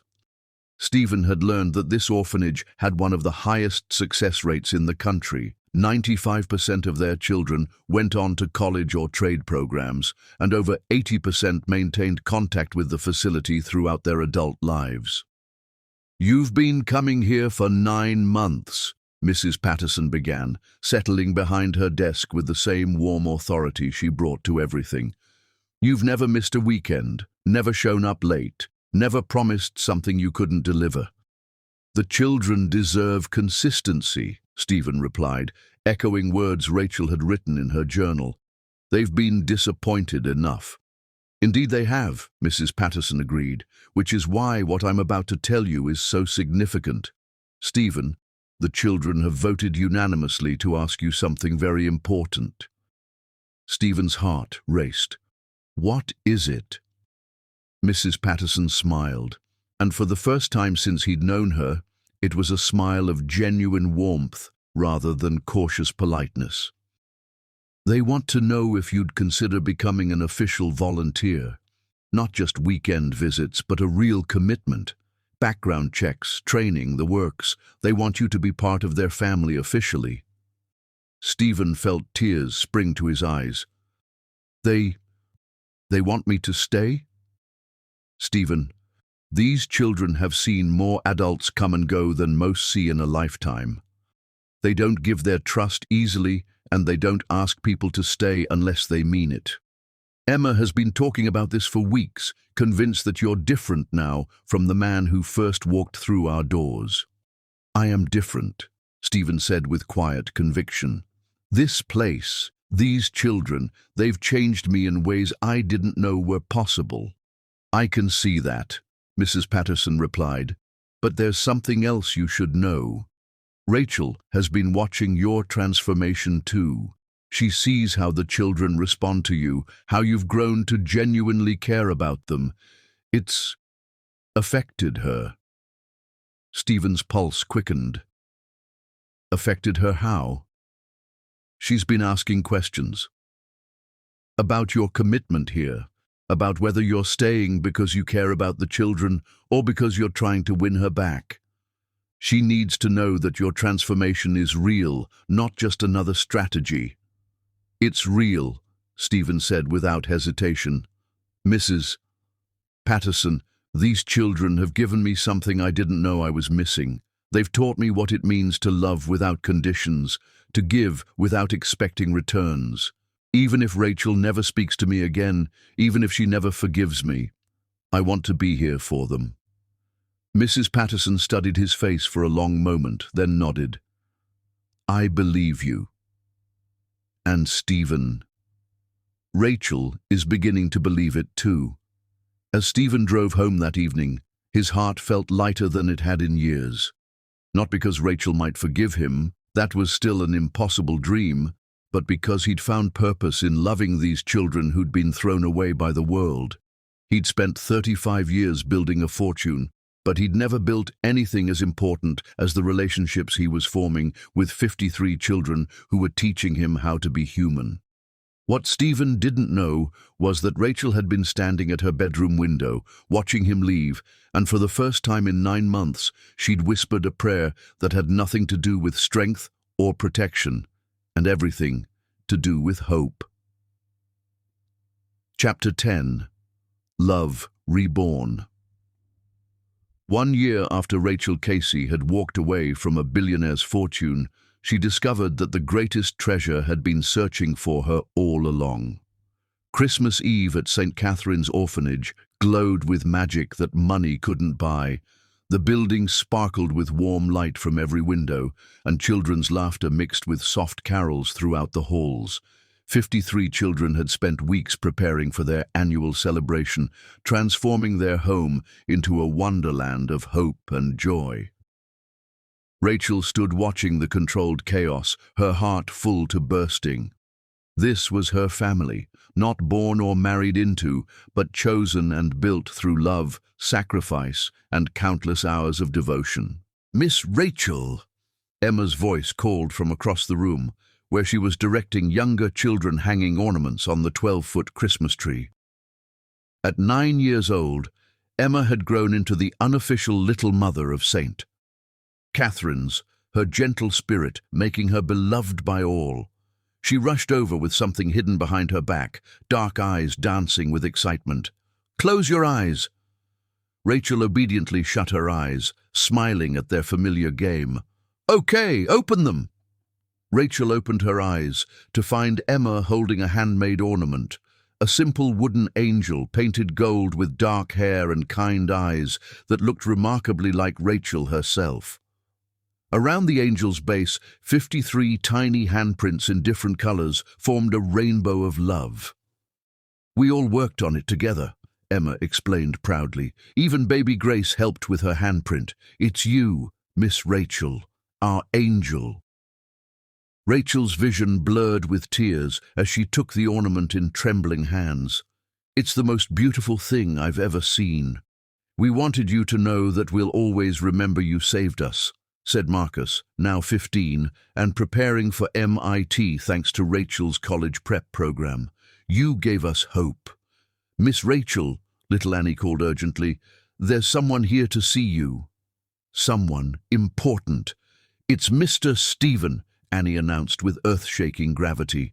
And he brought presents for everyone, and he's wearing a Santa suit. Rachel's heart stopped. Stephen was here? On Christmas Eve? Mrs. Patterson approached apologetically. Rachel, Stephen asked to help with tonight's party. He's been working with our planning committee for weeks, and the children specifically requested him.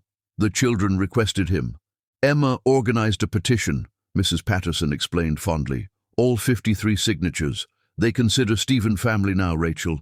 He's earned that place through nearly a year of consistent love. Rachel felt her walls crumbling.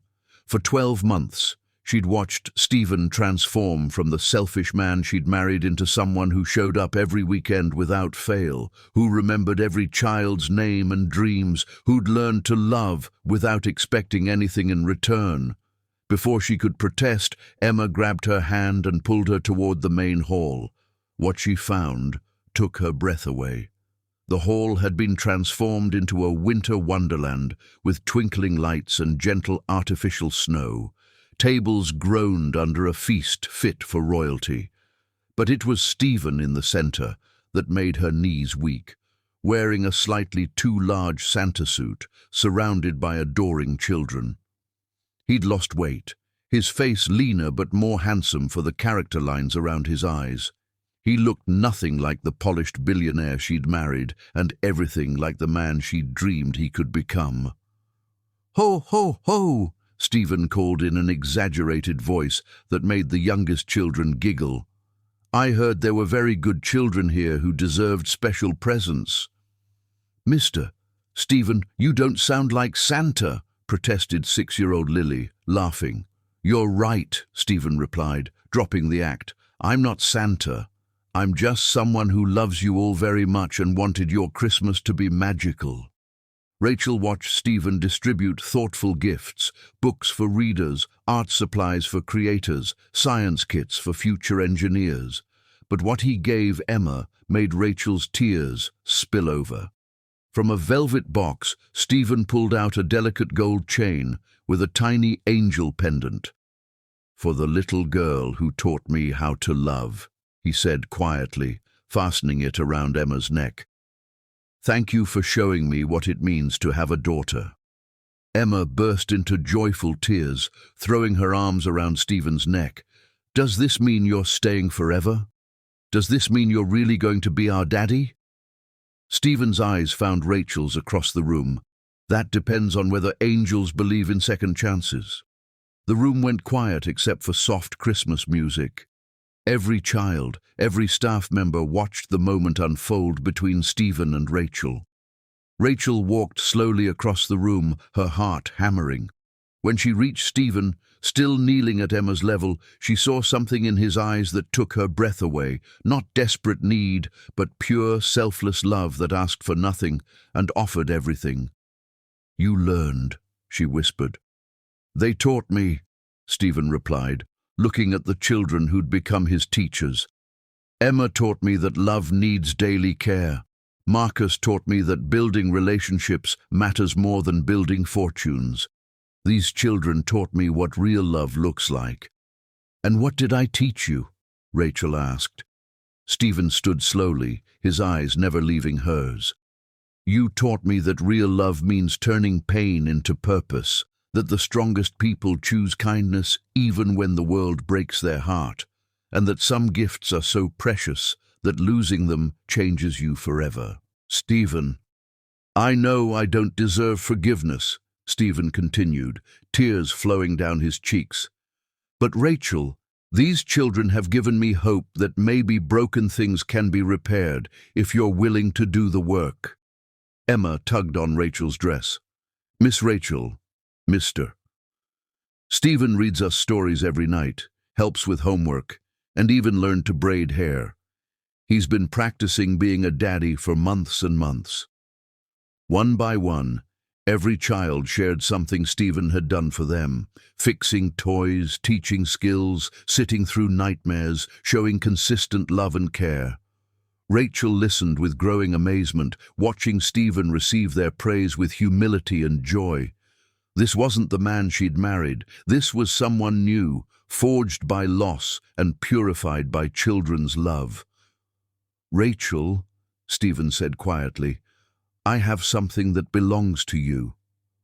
From his pocket, he pulled out her grandmother's sapphire necklace, the one he'd given to Natalie in his cruelest betrayal.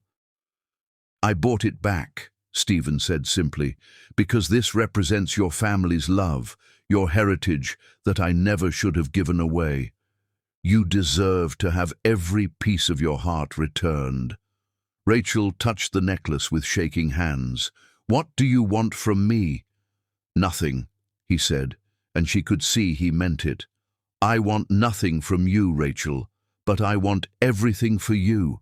I want you to be happy, to be loved the way you deserve. If that includes me, I'll spend my life proving I'm worthy. If it doesn't, I'll be grateful I learned what real love looks like by watching you love these children." Emma stepped between them, taking both their hands. "Why don't you both love each other and love us? We have room for lots of love here. Love gets bigger when more people join in." Rachel looked at Emma, then around at 53 children watching with hope, then back at Stephen's face. She saw a year of change there, a year of growth and learning and becoming. "1 year," she said quietly. "You've proven you can change for 1 year. But Stephen, these children need forever. They need parents who will never leave, never disappoint them." "Forever," Stephen promised, his voice steady as stone. "Rachel, I've learned the difference between wanting someone and loving them, between taking and giving, between making promises and keeping them." Rachel felt something she hadn't experienced in years. Trust. Trust that this man was capable of lasting love, enduring commitment, the faithfulness these children needed. "Then welcome home," she whispered, stepping into his arms. The children erupted in cheers.